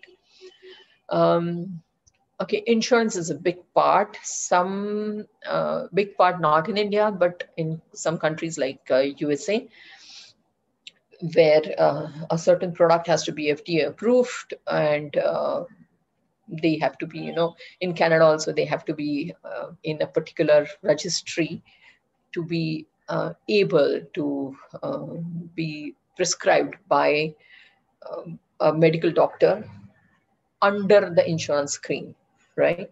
So insurance also becomes a big part of promotion and marketing. Well, experience is not regulated. As I said, majority of the regulations are there, but they never give you a particular example. As I told, the Reconstitution, risk-based studies will be never specified in any of the regulations. But if we don't have it, an inspector will come and ask us, or when we submit the data and to a regulatory authority for approval, and they see that the product has to be reconstituted, then they will ask, give me this data, give me that data, that data, that data, that data. And you may go and say, there is no regulation or there's no rule that has told me that I should be doing that data. Then they will point you, okay, you are aware that you have to do a risk analysis, you have to do a risk proposal, postulate a risk. You have to come up with risk assessment, whether it is a low risk, you can accept it. If it's a medium risk, you can do something that can mitigate, and risk assessment can be low. Or it is a high risk and you really cannot do anything about it, then you are supposed to change your ways. So all these things have to be done, and we have said that ample number of times. So we may not give specific examples, but this is a system that you have to follow. Okay, so this has to be your way of thinking. If I do this, what will happen? Please start doing, please start thinking in this line for each and everything in life right away. Only then you all can be good, or what you said, a valued person in pharma industry. Please understand that. What if I say I want to do this, this? What can go wrong? Where can I go wrong? What can be a consequences? Will the consequences be this or this or this or this or all four? And I should think of all four. What if this happens, this happens, this happens, this happens? This is a life lesson that pharma industry has given me. I look at the consequences all the time. I want to bunk a lecture and go for a movie. I don't want to wear a mask. Come on. I mean, I know my two friends, no problem. What will happen? So, this is a life lesson that the risk-based and science-based things has given us. And these two things, this I keep on repeating, risk-based and science-based, right? Our thinking has to be logical on basis of science, because otherwise we cannot really justify or rationalize what we are proposing. So it has to be science-based. And also, not every experience can be included in the question and answer session or a law or a regulation or a guidance. So it has to be risk-based. So that's actually a life lesson. Believe me, you will remember my these words when you probably go and become an experienced senior in the pharma industry. So here are a few, again, life lessons from me to you. Experience can teach only to the ones who are ready. Oh, it's already 3 o'clock. Okay, I'll take that. So there are two people who are walking on the road. They meet one person, and the third person asks them that, did you see my camel? So he said, no, we did not see your camel, but I think your camel was blind in one eye. So I said, yeah, he was blind in one eye. The other one said, your camel was, his hind right leg is very weak. Something has happened to it. Yes, how do you know it?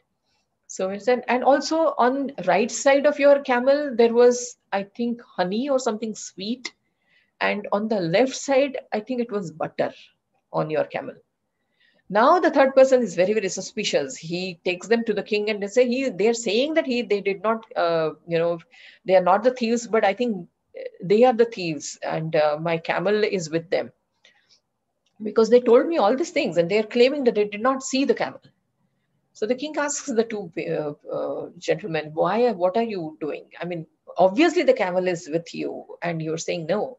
So I said, no, we have not even seen the camel. So then he says, then how do you know so much about them? So he said that the grass on the path was only eaten at one side. So we deduced that the camel was blind from the other eye. That's why he could not see the grass from that side. Then how do you know that he was limping? So we said, because the footsteps didn't have the same pressure. The right hind leg had less pressure on it. So we knew that he was injured in that leg. And how about, what is on the back? What consignments were there? Oh, because the path, the right side path had a lot of flies, which were attracted by the sweet honey that was dripping. And the left side had butter. Right side had a lot of ants because of the sweet honey that was dripping. And left side had a lot of flies because of the butter that, because of the sun, it melted. And that left path had probably a lot of butter and a lot of flies were on that. Right? So you can imagine why they could see that. Probably the same things were seen by others also. But these two gentlemen could deduce things out of them because they were ready to analyze what they saw and took up to the inference. So the experience, again, can teach only the people when they are ready. So when we are ready, only then the experience can teach us. Now, classroom teaching has to be visualized. Please do that.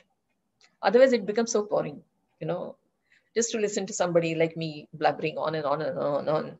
The camel probably was a good thing for you. You could have visualized. I hope you visualize the camel limping in the hind right leg, having one side honey and the other side butter, and the flies and the ants and stuff like that. Please visualize that so that it gives you the experience that you probably will never have. You will never be in that field with that camel, but still you will still experience it. It's not necessary that every experience has to be taken by our own. You can read, you can listen to things and still experience those things. Be that receptive, be that sensitive. The EQ has to be improved. The EQ is not given by God. The EQ has to be, emotional quotient has to be improved by a person by being ready to experience, even if it is not happening in your own life. Why I'm telling you this? Because that's how you're going to have an edge over the other people, say same 10 years down the line, 10 years experience. You will have that edge only after you started visualizing and experiencing the things that have not even happened in your life.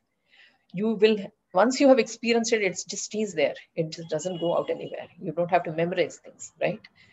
So that's the edge I'm urging that you all should acquire. Industrial training for teachers, I think it would be absolutely necessary. Go to the industry, maybe, every day. Corona has made it really not very possible, but still, as far as possible, industrial visits, industrial training. Please, if you have any contacts with industry, the industrial training sessions can be attended by the teachers. That would be helpful a lot. Just to pass on the experience to the kids, and start asking why. Not always to the teachers. Yeah, that also is important. Don't ask why to teachers, only to the teachers. You can ask why to Google. You can ask why to WikiHow, or you can ask why to each other. You can ask why to your own self. Why she must be saying that we should experience, you should visualize. You can ask yourselves, why is she speaking something? The topic is compliance and she is giving us life lessons. Why should we be doing that? Ask why. Read whatever you can find on the subject. It's boring. It may be boring, but not everything can be converted to Netflix miniseries, You have to read. Can't help it. Read what you hear. Why I'm saying read what you hear? It's again the same thing. Read what you're hearing. I'm giving such a huge lecture, but if you read it, it stays. So start thinking that you're reading it. Keep it with you. Read what you see. So the two gentlemen read in the difference in the pug marks of that camel, right? They read that. They saw it, others saw it, but they read and they inferred out of it. Read what you test. So if you're testing something, you have to read the test. That my father-in-law taught me how to cook. Unfortunately, I didn't have mother-in-law. So my father-in-law taught me how to cook. And he told me, the day you will smell something and tell me the ingredients in that, that's the day you know cooking. And I'm happy to share, I can tell you with smell that it needs more salt. So that's the way you can train yourself, the taste and the smell. All these things are given to you by nature, you know, the eyes, the taste, the smell, the skin. These are all the sensory organs. You have to make the utmost use of it and read everything. Okay, I should stop. Nahi to aap so jaoge. Regulatory affairs and quality assurance. Now I'm coming you to actual part of compliance in the industry. There's one question. I'll just read it. Okay, Meghna Patel is asking if any branded drug goes through post-approval changes, okay? And if there is any generic drug available for it, does that change affect the compliance of the generic drug? So majority of the times, an approved drug is not discontinued. This is the baseline, right? If a generic drug, a branded drug goes into post-approval changes in the manufacturer, scale-up changes, scale-down changes, I change the color of the tablet, no, the generic will not be affected. Majority of the changes the branded product goes through is because the efficacy testing is continued. Like, you know, remember, they may come up with different clinical trials. Example. Repurposing of drugs, if you know, repurposing of drug is, I mean, the in thing. You know that ivermectin is now currently approved for COVID. So if that kind of efficacy testing changes the labeling for indications, then if it is out of patent, if there is no patent to it, the generic product can claim that their product also can be effective for corona, like ivermectin, as I said. So that new indication can be added to the label.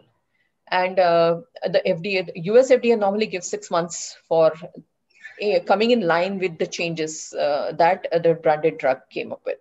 So yes, the generic drug can come up with the same change by either doing the bridging studies or doing not a single study, but they can still come up with that kind of change. So I hope I answered that question also. Dr. Rawat, I think? Yeah. And from my side, one question. Yep. This is something about trend analysis that probably we didn't discuss, but anyways. Yeah, it will come in quality assurance now, actually. Yes, it is little bit. Now the problem is when it comes to the compliance part. Yeah. Is there any critical role of trend analysis there? Or in manufacturing only, or for the short time period, it is okay, that's fine job, but longer run? No, see, there are two things. When it becomes, so for any trend, it is the guidance says that we have to have two levels we set. For one is the alert level and second is the action level. So we are talking about trend. We are not talking about OS. It's not going out of specifications yet, but there is a trend. Suppose instability after say 1 year, the RS values start growing up, growing. So if I have set an alert level, right, I can increase the frequency of testing after that, so that I'll exactly know by when I am actually reaching the action level. My action level can be the limit, the highest limit that I've decided for that impurity. So I'm giving a very, very, very, very obvious example. But something similar, if you see, say, utilities of water quality, if we see, then if we see that there is a trend seeing in the oxygen concentration going higher in water, then the alert level can be decided as an action level there and there itself. That if I'm seeing the oxygen quantity going higher, and it's a trend that I'm seeing obviously, then probably there is some kind of microbial activity going in some loop somewhere in the water system, right? So I can decide to take action, and that is what is expected by trend analysis. Trend analysis is not just a compliance thing. It is actually for the industry to really deduce what is going to be the next part of it, or what is going to be what we will have to do to stop that trend from going in the same direction. Yes, and ma'am, regarding your one of the suggestions that you just made, the industrial training of the teachers.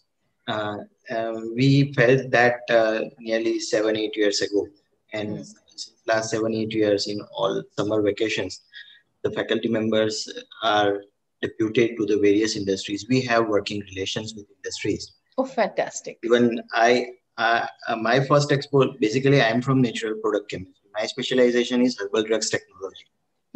My first exposure to quality management system is in one of the industries only, where I worked, I think, for 6 weeks with one of the managers in quality management system involving compliance development and everything.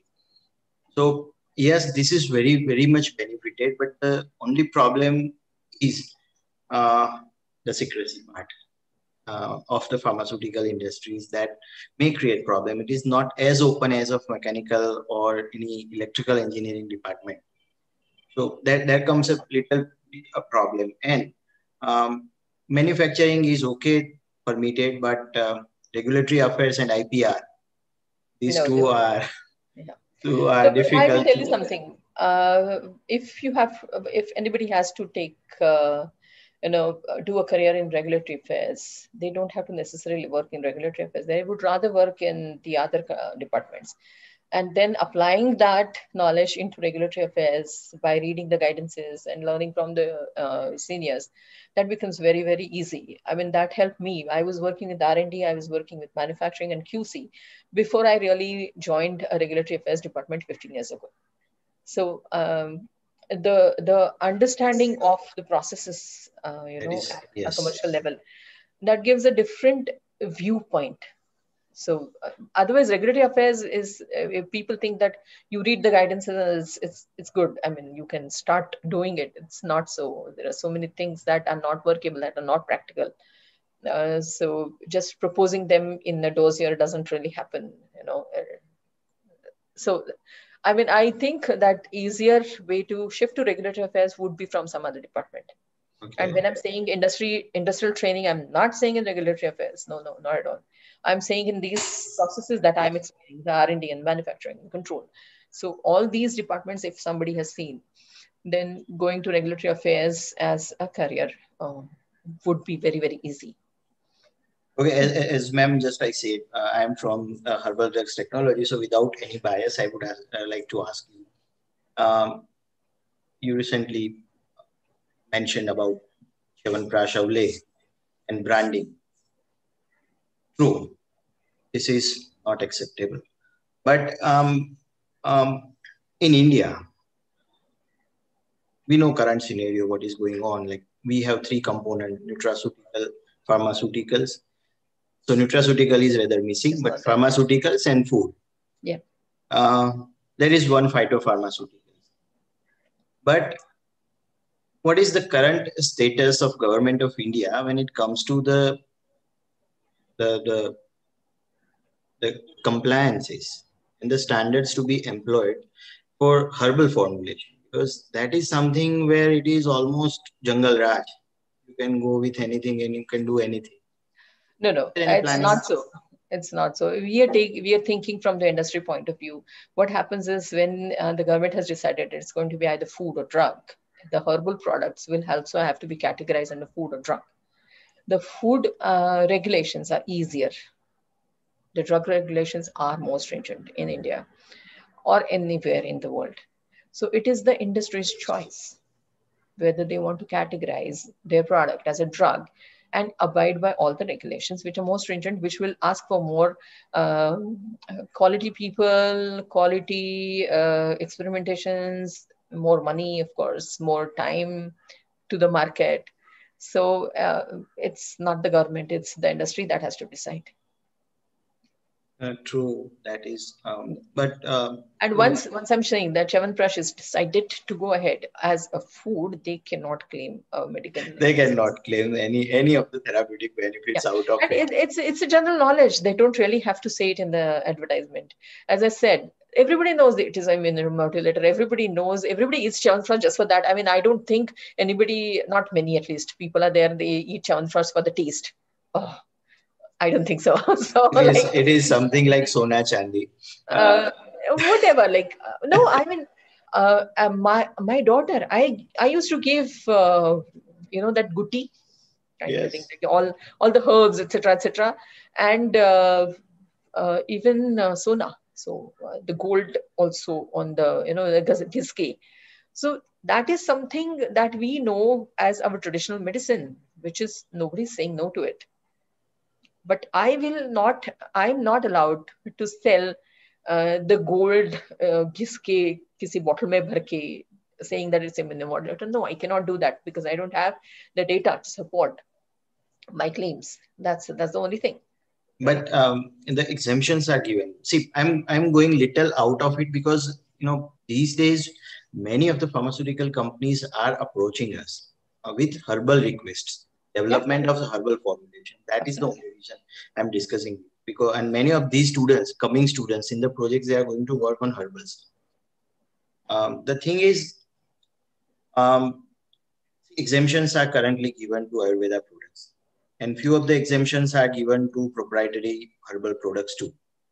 Absolutely. So my question to you is, have you been any of these discussions where the government was talking about, or the regulatory agencies were in India talking about imposing the stringent regulations on herbal and proprietary formulation, or exemptions revoking what they have these days?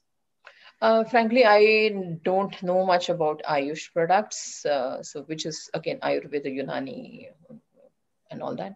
But what I understand from various discussions that I have heard or on various forums is that the Ayurveda proprietary formulations or the Ayurveda traditional formulations are categorized by Ayush as drugs, and they are in. I mean, they are not categorized as food. And they do claim the medicinal values on them. So I myself use a lot of Ayurveda products. So like Trifla and Saptamrut Loha and all that, So they can and they do have these labeling of promotion, not promotion. We cannot promote drug in India. Yes. But the Ayush ministry has imposed that they are produced in the traditional ways. And the traditional ways means that you source the particular herb from particular source only. You have to then validate that source, then how you are going to take out it, extract the bark or extract the roots, leaves in a particular way, right? So all this has to be again documented and all that. Those regulances and those compliances, they have to be similar, right? Whether it is Ayurvedic or it is a chemical drug. I don't think there can be or there should be any leniency just because it's Ayurveda. I don't think so. Currently, there are so many. Cleanliness and training of the people and writing down the process and having a manufacturing process written down, PMRs. Why not? They have those. In fact, we do with a few of the herbal industries nearby. They do have those GMP. Those standards they do have, but the problem is they don't have that stringent compliance or stability or safety. That's what I'm talking about. So this the compliance is that will originate from the industry. It's not going to originate from the regulator, unfortunately. They see, you will also have to understand that when we had in India, or for that matter, even in USA, when USFDA comes up with guidances, they have industry stakeholders. I myself have taken part in giving comments to even USFDA, and they've accepted many comments from the industry, right? Even the pharmacopoeia, method development, etc., is done mostly by industries. It's not done by pharmacopoeia laboratories. That's a very new trend, that the pharmacopoeia will have their own laboratories, you know. So we need to know that it is basically an industry government relation, and they do go hand in hand. And there's nothing wrong in it. I mean, eventually the user is the industry, and the person who is going to be affected is the consumer, right? Ma'am, I thank you, but I don't think so. There is one question, ma'am. Yeah. That is something related to storage. How we can decide the storage conditions of the drug substance and drug product? So for storage condition, there are multiple things that we look into. It's more into development and than regulatory or compliance, frankly speaking. By force degradation, by compatibility in the drug, the proposed storage, and also by looking at any other drug in the market, what is the packaging used, frankly. So we are not the first ones, then we can use that the other drug products available in the market. You can go buy from the market and study their packaging, right? So there are certain regulations, like US FDA demands that the branded drug or the innovator's drug and the generic drug has exactly same packaging. What do you mean by same packaging is, if it is HDP bottle, we have to have HDP bottle. So we can use a square bottle instead of a round bottle, or a round bottle instead of a square bottle. That is fine. But we use basically the same material of construction. The headspace is also kept to the minimum or equivalent to the reference drug that we are looking at. And we conduct the stability study in the same bottles or same kind of packaging. So that is how we finalize the packaging material. This is for the drug product, I'm saying. For the drug substances, majority of the times the LDP is good enough. If it is a light sensitive, then we'll have to use black coated LDPs, or LDP inside a carton to stop the light to come in. So normally a double poly bag is used, individually tied and sealed. Can't hear you. If you're saying something, I can't hear you. Hello? Okay, fine. Yeah. It was something at my end. Now, ma'am, as we were talking about packaging, this question was related to packaging. I was at Institute of Packaging in Mumbai, Indian Institute of Packaging. Well, we were, I always wonder, why do LDP in pharmaceuticals, and why can't we go beyond LDP? Like, there are n number of plastics available. They are economical, better, thermosealability, everything is there. They are rather less inert than LDP, but why do we stick with LDP only? Cost is quite a major yes. That is one of the cheapest one. LDP is economical. Yes. Also, LDP virgin or non-virgin is also one more question. So once we go for a virgin plastic, the cost implications are much higher. And normally for drug products, drug substances, a virgin plastic is necessary.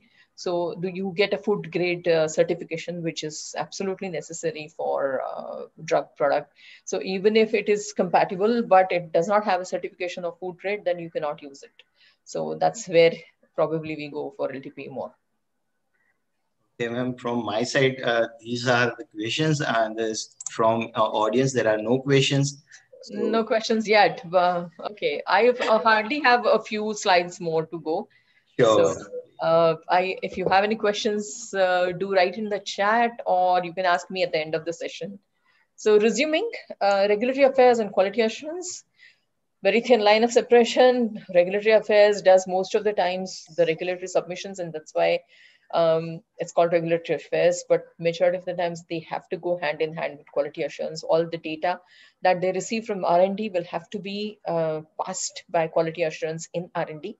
All the data that regulatory affairs receives from manufacturing, control, QC, stability, etc., they have to be reviewed and approved by quality assurance. Otherwise, the regulatory authorities do not entertain that data. Please understand that.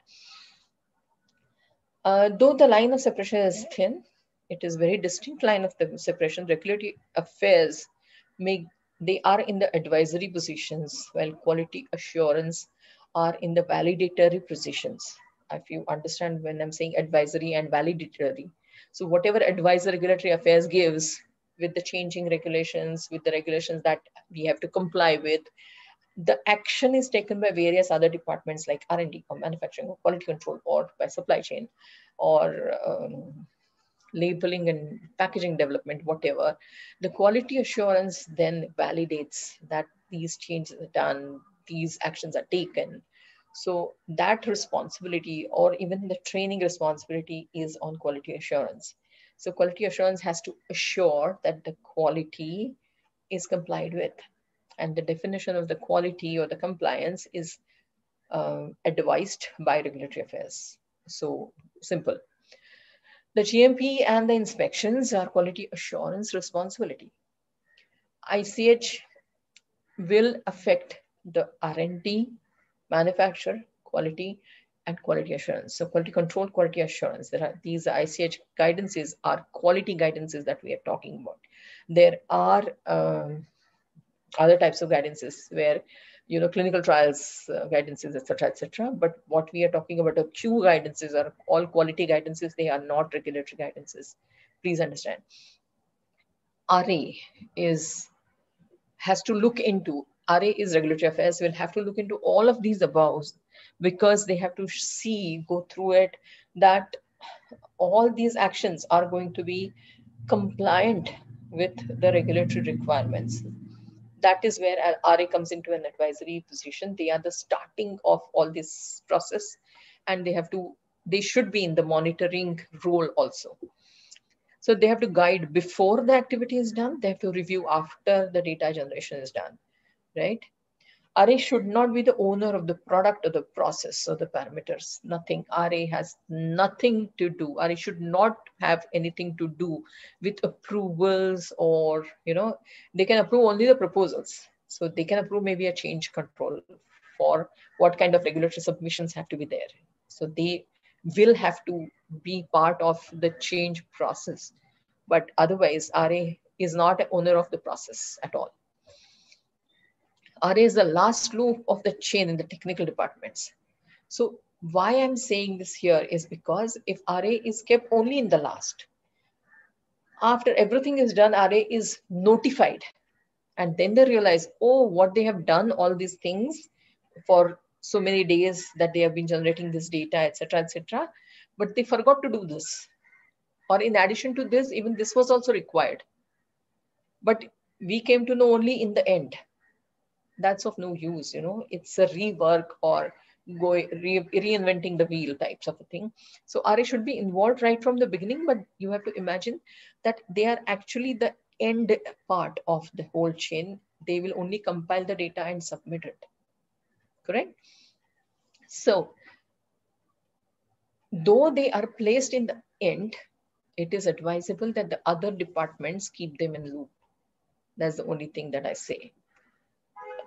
Quality assurance and compliance. Quality assurance ensures that the actual process complies with the application, okay?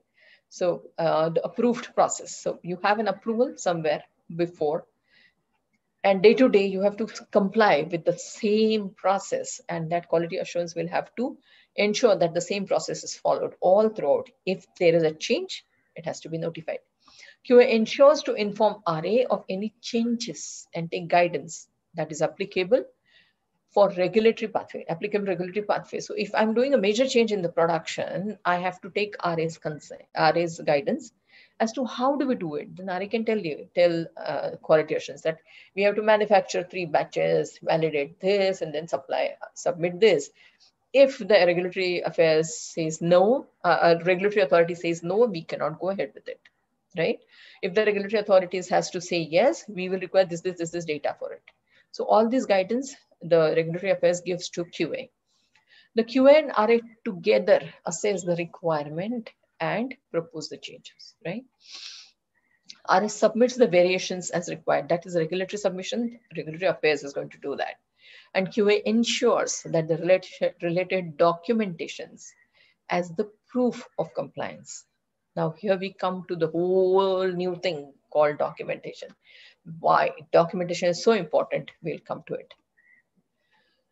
Now quality management, again, a huge area as QBD. Now quality management is something that we do to ensure that the quality is maintained all throughout, right from the first batch till the end of the company's that particular product.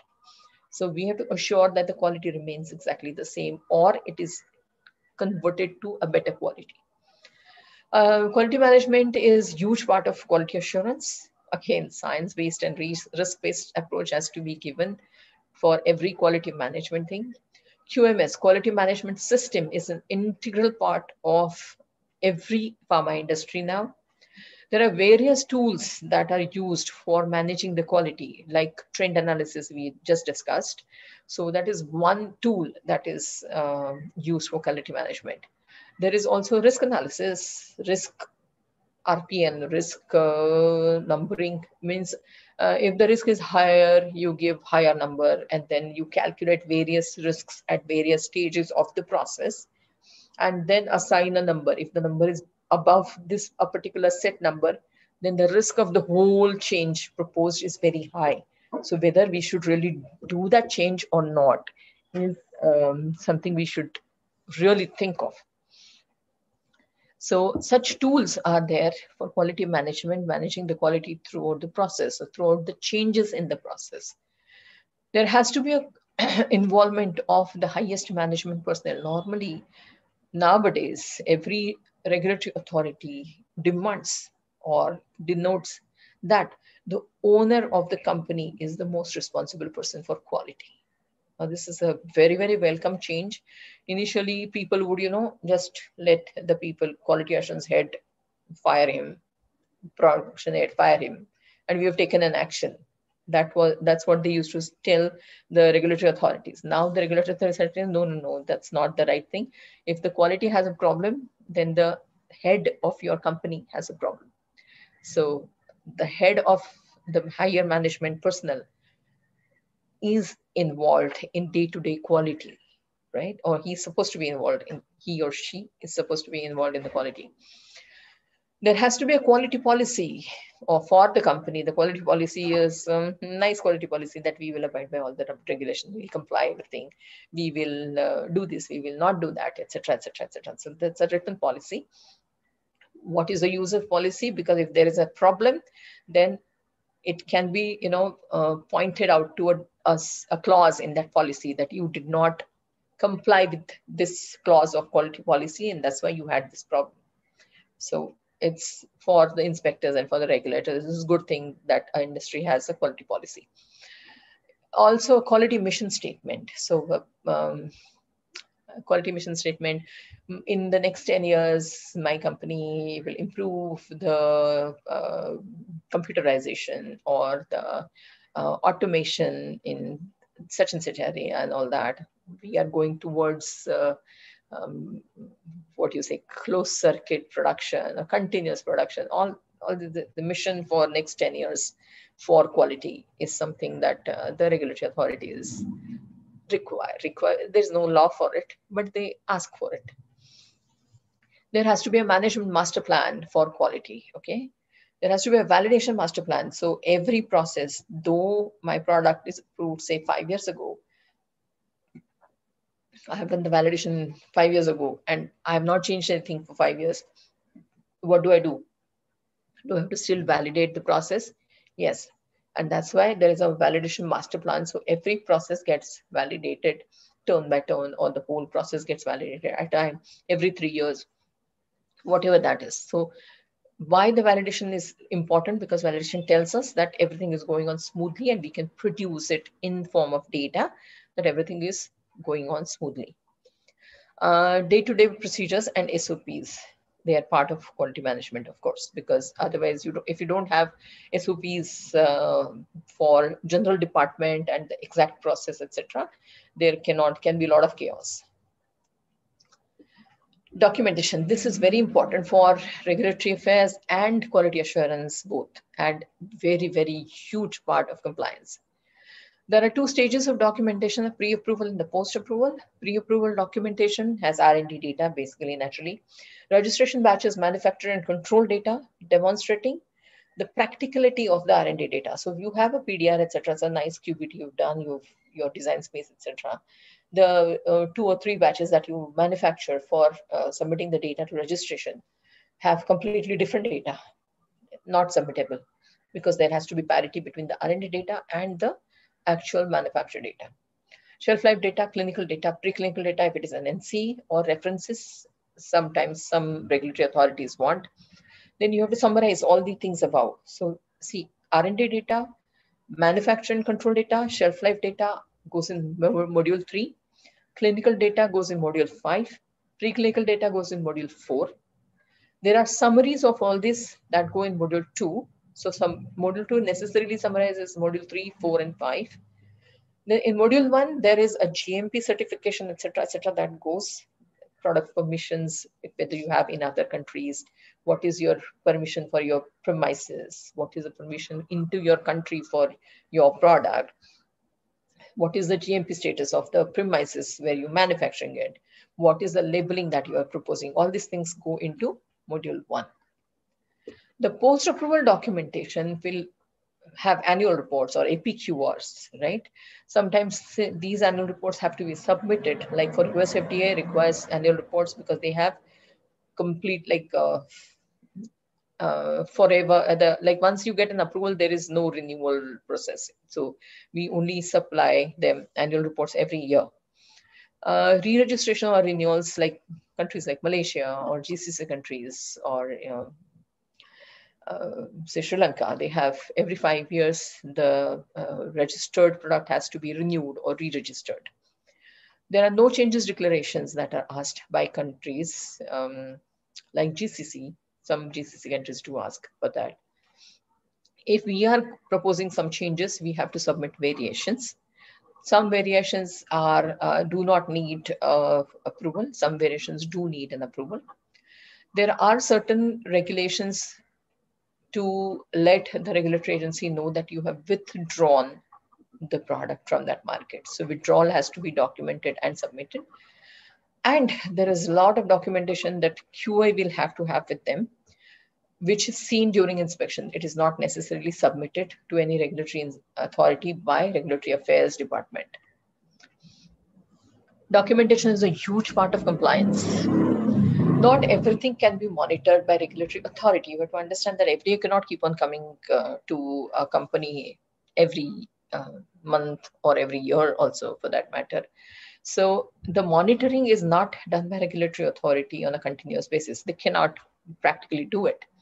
So documents are the proofs that you are maintaining things in a proper way. So stage-wise documentation is also important, because otherwise any regulatory authority coming down for inspection or asking for the documentation to be submitted cannot understand if it is not documented stage-wise. There is a huge documentation done for data integrity. So my intentions of having integration in my processes of product manufacture, marketing, labeling, quality control, quality assurance, quality maintenance, and compliance. My intentions and my integration is there. That has to be also demonstrated. That can be demonstrated only by the data, and data integrity is a huge part again. Again, that will be a separate lecture altogether, how and what stages we can, the regulations can affect or regulations demand data integrity. So that's a different thing altogether. Not all documentations are in paper, please understand. Some documentations are there in the computer systems. Some documentations are there in the PLCs. Some documentations are there in the HPLCs or GCs, right? Not all documentation is in Word or Excel files. There are many, many programs that are used for manufacture or for data collection or for server backup and stuff like that. So not everything is in Word and Excel file. But inspectors are now computer trained and they can come down and see all types of data. Please understand that. Not all documentation is in the reports. There are many, many documentations.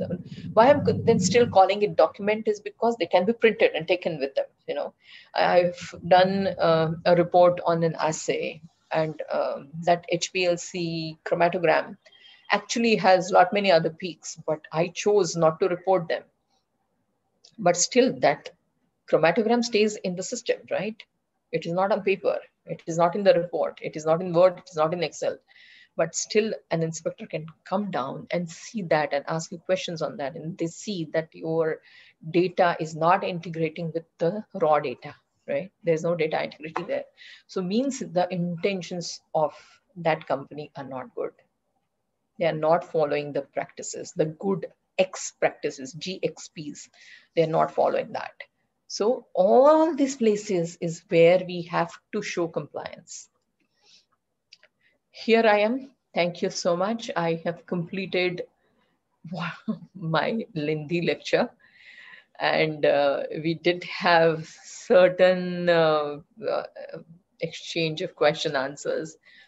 But if you have any further questions, please come up with them. Do be very frank. You have seen me.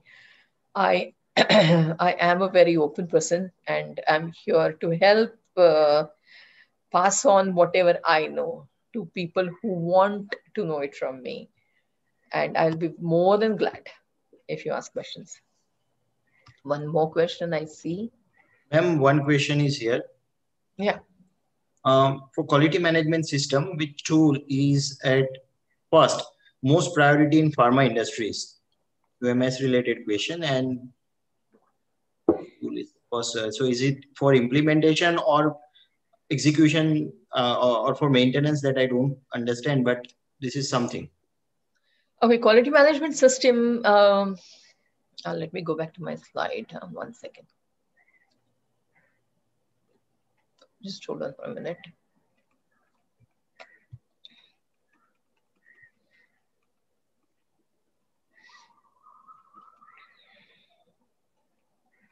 So if you see, Q8 is pharmaceutical development here, right? Q9 is quality risk management. Q10 is pharmaceutical quality system. Now, when quality management we talk about, they integrate all these three things: the development, risk management, and quality systems. And there are various tools. As I told you, right, risk numbering. So you postulate what kind of risk a particular process can have or a change can have. Now, if I give you an example, so in short, the quality management system can use tools like change controls, change managements, deviations, the risk analysis, risk mitigation proposals, for which they use different types of risk numberings, as I said, or various other tools also. Actually speaking, it's such a vast subject that it's difficult for me to explain right now as an answer to a question. But suppose, just an example, I have to add 50 kgs of water for a granulation process. So I dispense 50 kilograms I take 50 kilos weighing in, say, a bucket or a vessel. And when I was about to add, I spill half of it. I don't know how much I added, how much I spilled, and how much is remaining, correct? Then what am I going to do? So at that time, there can be an evaluation as to how much I spilled, and that much additional water can be added to it under a deviation. Okay. Now, does this remain only limited to this instance? So no, My quality management means that I have come up with a new risk, that I have to take that bucket up with that vessel up and pour it manually. Instead of that, from the next time onwards, can I come up with a system solution where I can avoid such kind of a spillage?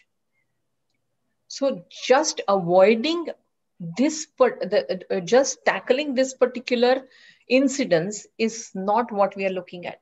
That can be tackled, taking a deviation, issuing additional amount of water and completing that batch. That the water can be finalized depending on the LOD, etc., etc. But the quality management system will want to take this as a risk. Assign the weightage to the risk. That is it possible next time also? If next time it happens, will it be really manageable? Not necessary.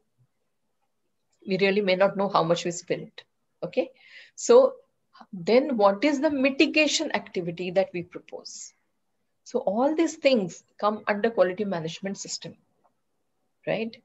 So the next proposal, will that change any of the process? Will I have to add any equipment? Will I have to add any process in between, the dispensing of water and addition of water? So these things have to be evaluated, whether I have to do then any variation there. Will I have to take a change control? Yes, I have to take a change control.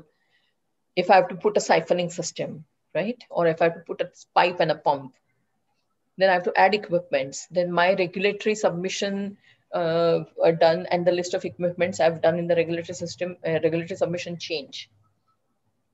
How much important is this change? Correct? All these things have to be evaluated. This is one example. So not necessary that all quality management system will, or all quality management actions will have any tools behind it. But the risk analysis, etc., do have tools behind it. All the APQR, the trend analysis, they have various statistical tools behind it, right? So those tools need to be, it's like on-job training type of a thing that you will come to know once you start working. Or there are many, many lectures available on even YouTube, if you care to listen to them. The question was from regulatory affairs students. Ma'am, the thing is, when it comes to MFARM quality assurance, they have full course on quality management system. Yes. While in regulatory affairs, they have good regulatory practices, one course, where they have few of the selected topics of quality management systems. That's it. So that is why the question has come, that they know about quality management system, but their knowledge about implementation is very limited. It is limited to me also, frankly speaking, because it keeps on changing. It keeps on, becoming more and more advanced. It keeps on becoming more and more, touching all the subjects in the industry. So it is basically as and when we come to it, frankly, and read more and more. Nothing more can be done, actually speaking. The one question, this is interesting, from student side only. The question is, which portion or part of Indian drug regulation is required to be more or less regulated? So it is rather modulating the law, as because of that regulation, generally industry find difficulty in getting approval of drug. Language is little bit tricky, but this is something modulating the law, considering the industry's requirement in pushing the products in market easily. A question from my side: why it has to be easy? You're proposing a drug for patients. It need not be easy at all. I don't think that is what do you say? See, not all difficult things are bad. They can be made easy. So I don't think any regulation is too much binding or something like that. No, I don't think so. The regulation would be, far-fetching for a certain type of a product like lozenge, maybe. But we cannot have different types of rules for different types of medicines.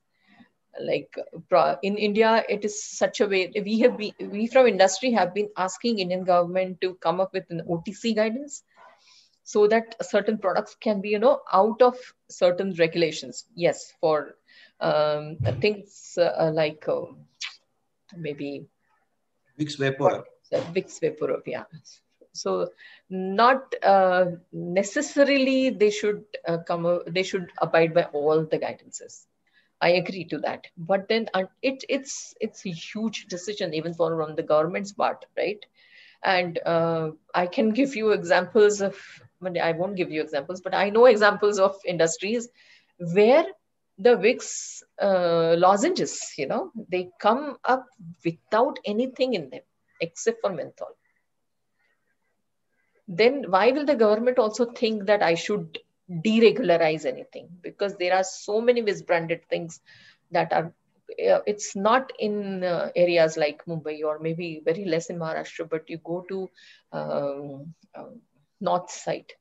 There are so many drugs that really don't have any drugs in it, but they look similar to Vicks lozenges. Just because they look similar, they are there in the market. So for a country like India, I don't think there should be any less stringent regulation. Rather, I would like the execution of the rules and regulations to be more stringent. They are very, very lenient right now, according to me. So every smallest industry should think of registering their product with US FDA without the fees, and then they will understand that how lenient Indian government is, frankly. True.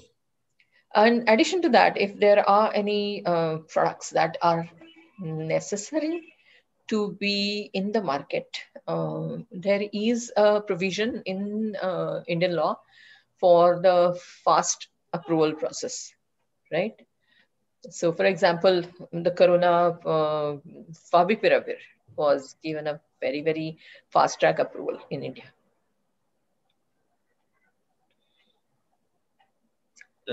Another question is related to control chart. How much important is the control chart tool in quality management system? I don't know what is control chart. I'm sorry. It's very important. It is fundamental quality assurance question that we do ask in our question papers. It is very important. It's very fundamental. No, what is a control chart though?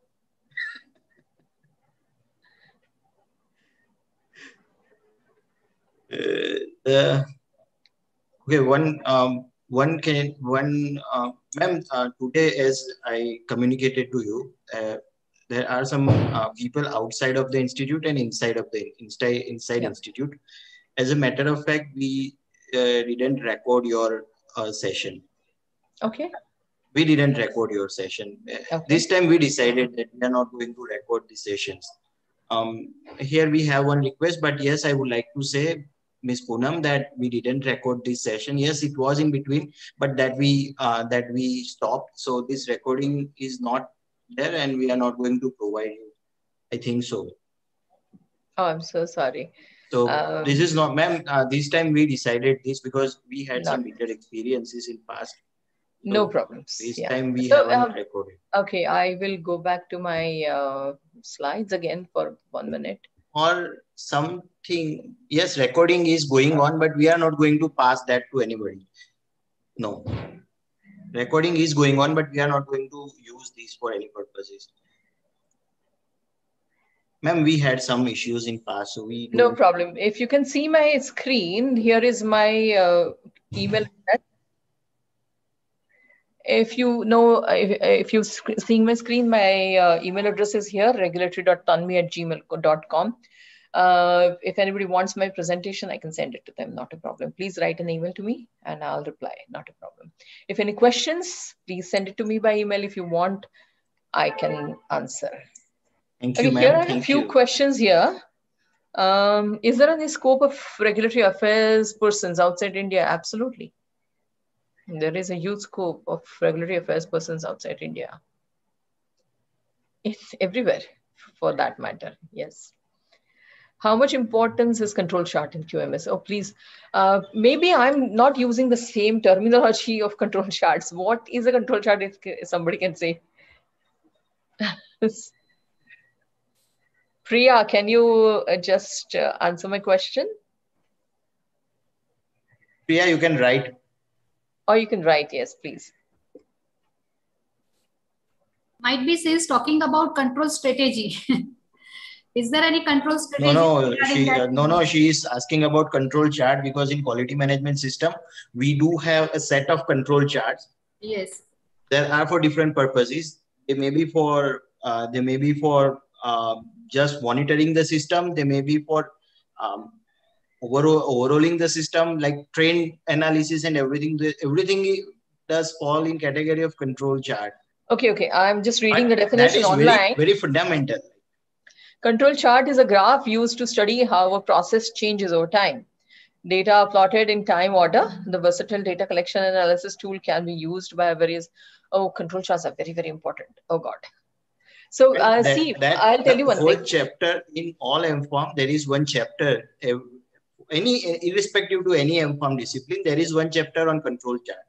Okay. And that is for all MPharm students. They should know what is control chart, but how to use in QMS, that is a different thing.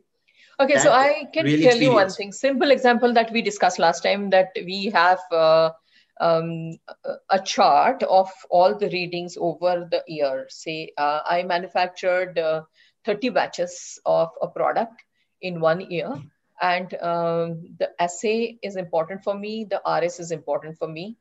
From that, also is the stability data, uptake of moisture, suppose, is important for me.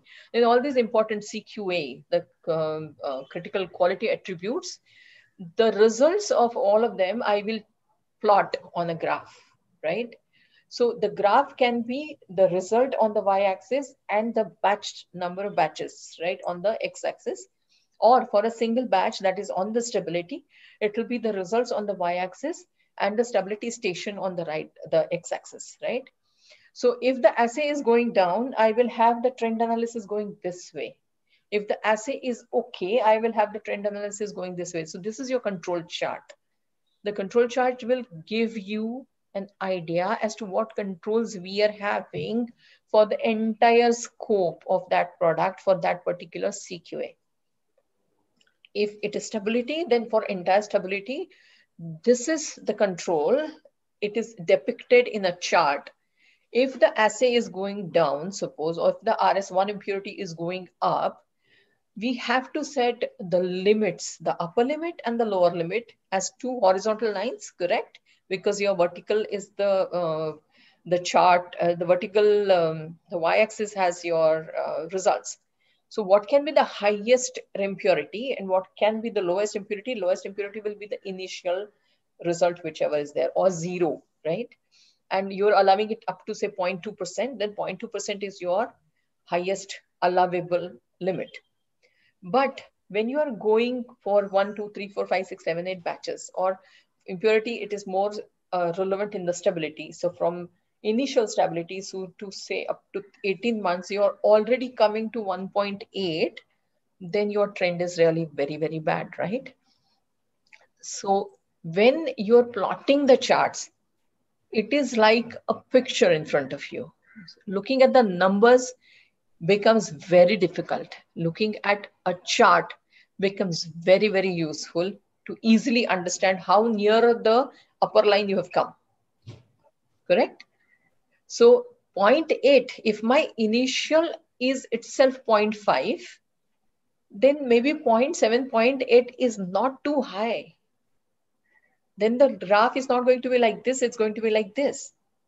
And maybe if it comes in the same slope, it is not going to cross 0.2 in the end of the shelf life. But if it is this way, it is surely it's going to surely cross the 0.2 level at the end of the shelf life. This is what you can see from the control chart. You don't really have to look at the numbers to understand this. The slope of the graph or the movement of the graph gives you a lot of information in the trend of that. And that is why charting or plotting graphs is immensely important. if we are looking at, say, I gave you an example of oxygen level in the TOC in water, right? If the TOC in water is going trending high, then maybe you don't even want to wait until your alert level comes. Forget action level. Don't even want to wait until the alert level comes, because you're seeing that the slope is going really very high. The slope is really very steep, So you will not see that how steep the slope is going if you see only the values. That's why you have to plot a chart, and charting is a very, very essential tool. If an APQR does not have chart, or even if the dossier stability data that is submitted to us, if you do not give charts, they do not accept it. So charting of the trend data. Otherwise, that's the whole idea of trending, that visually also you can see the trend very, very easily. That's why the charts are immensely important. Any madam, please. Now there are no questions, I think. I think no more questions, ma'am, from audience. Okay. Okay, so now it is the time for conclude your session. Now, please, Jagruti, madam. I'm sorry, I took quite a lot of time. Oh, it was very interesting, ma'am. Yes. It was very informative, even rather, ma'am. Thank you. Yeah. Please, Jagruti, madam. Thank you very much, ma'am, for such an informative lecture. And with this, we complete the third day of the Charuset Endowment Chair activity. And tomorrow we will continue at 1:30 p.m. same timing. Thank you. I also want to thank you all being very patient. My goodness.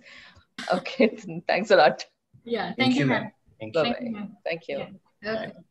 Bye.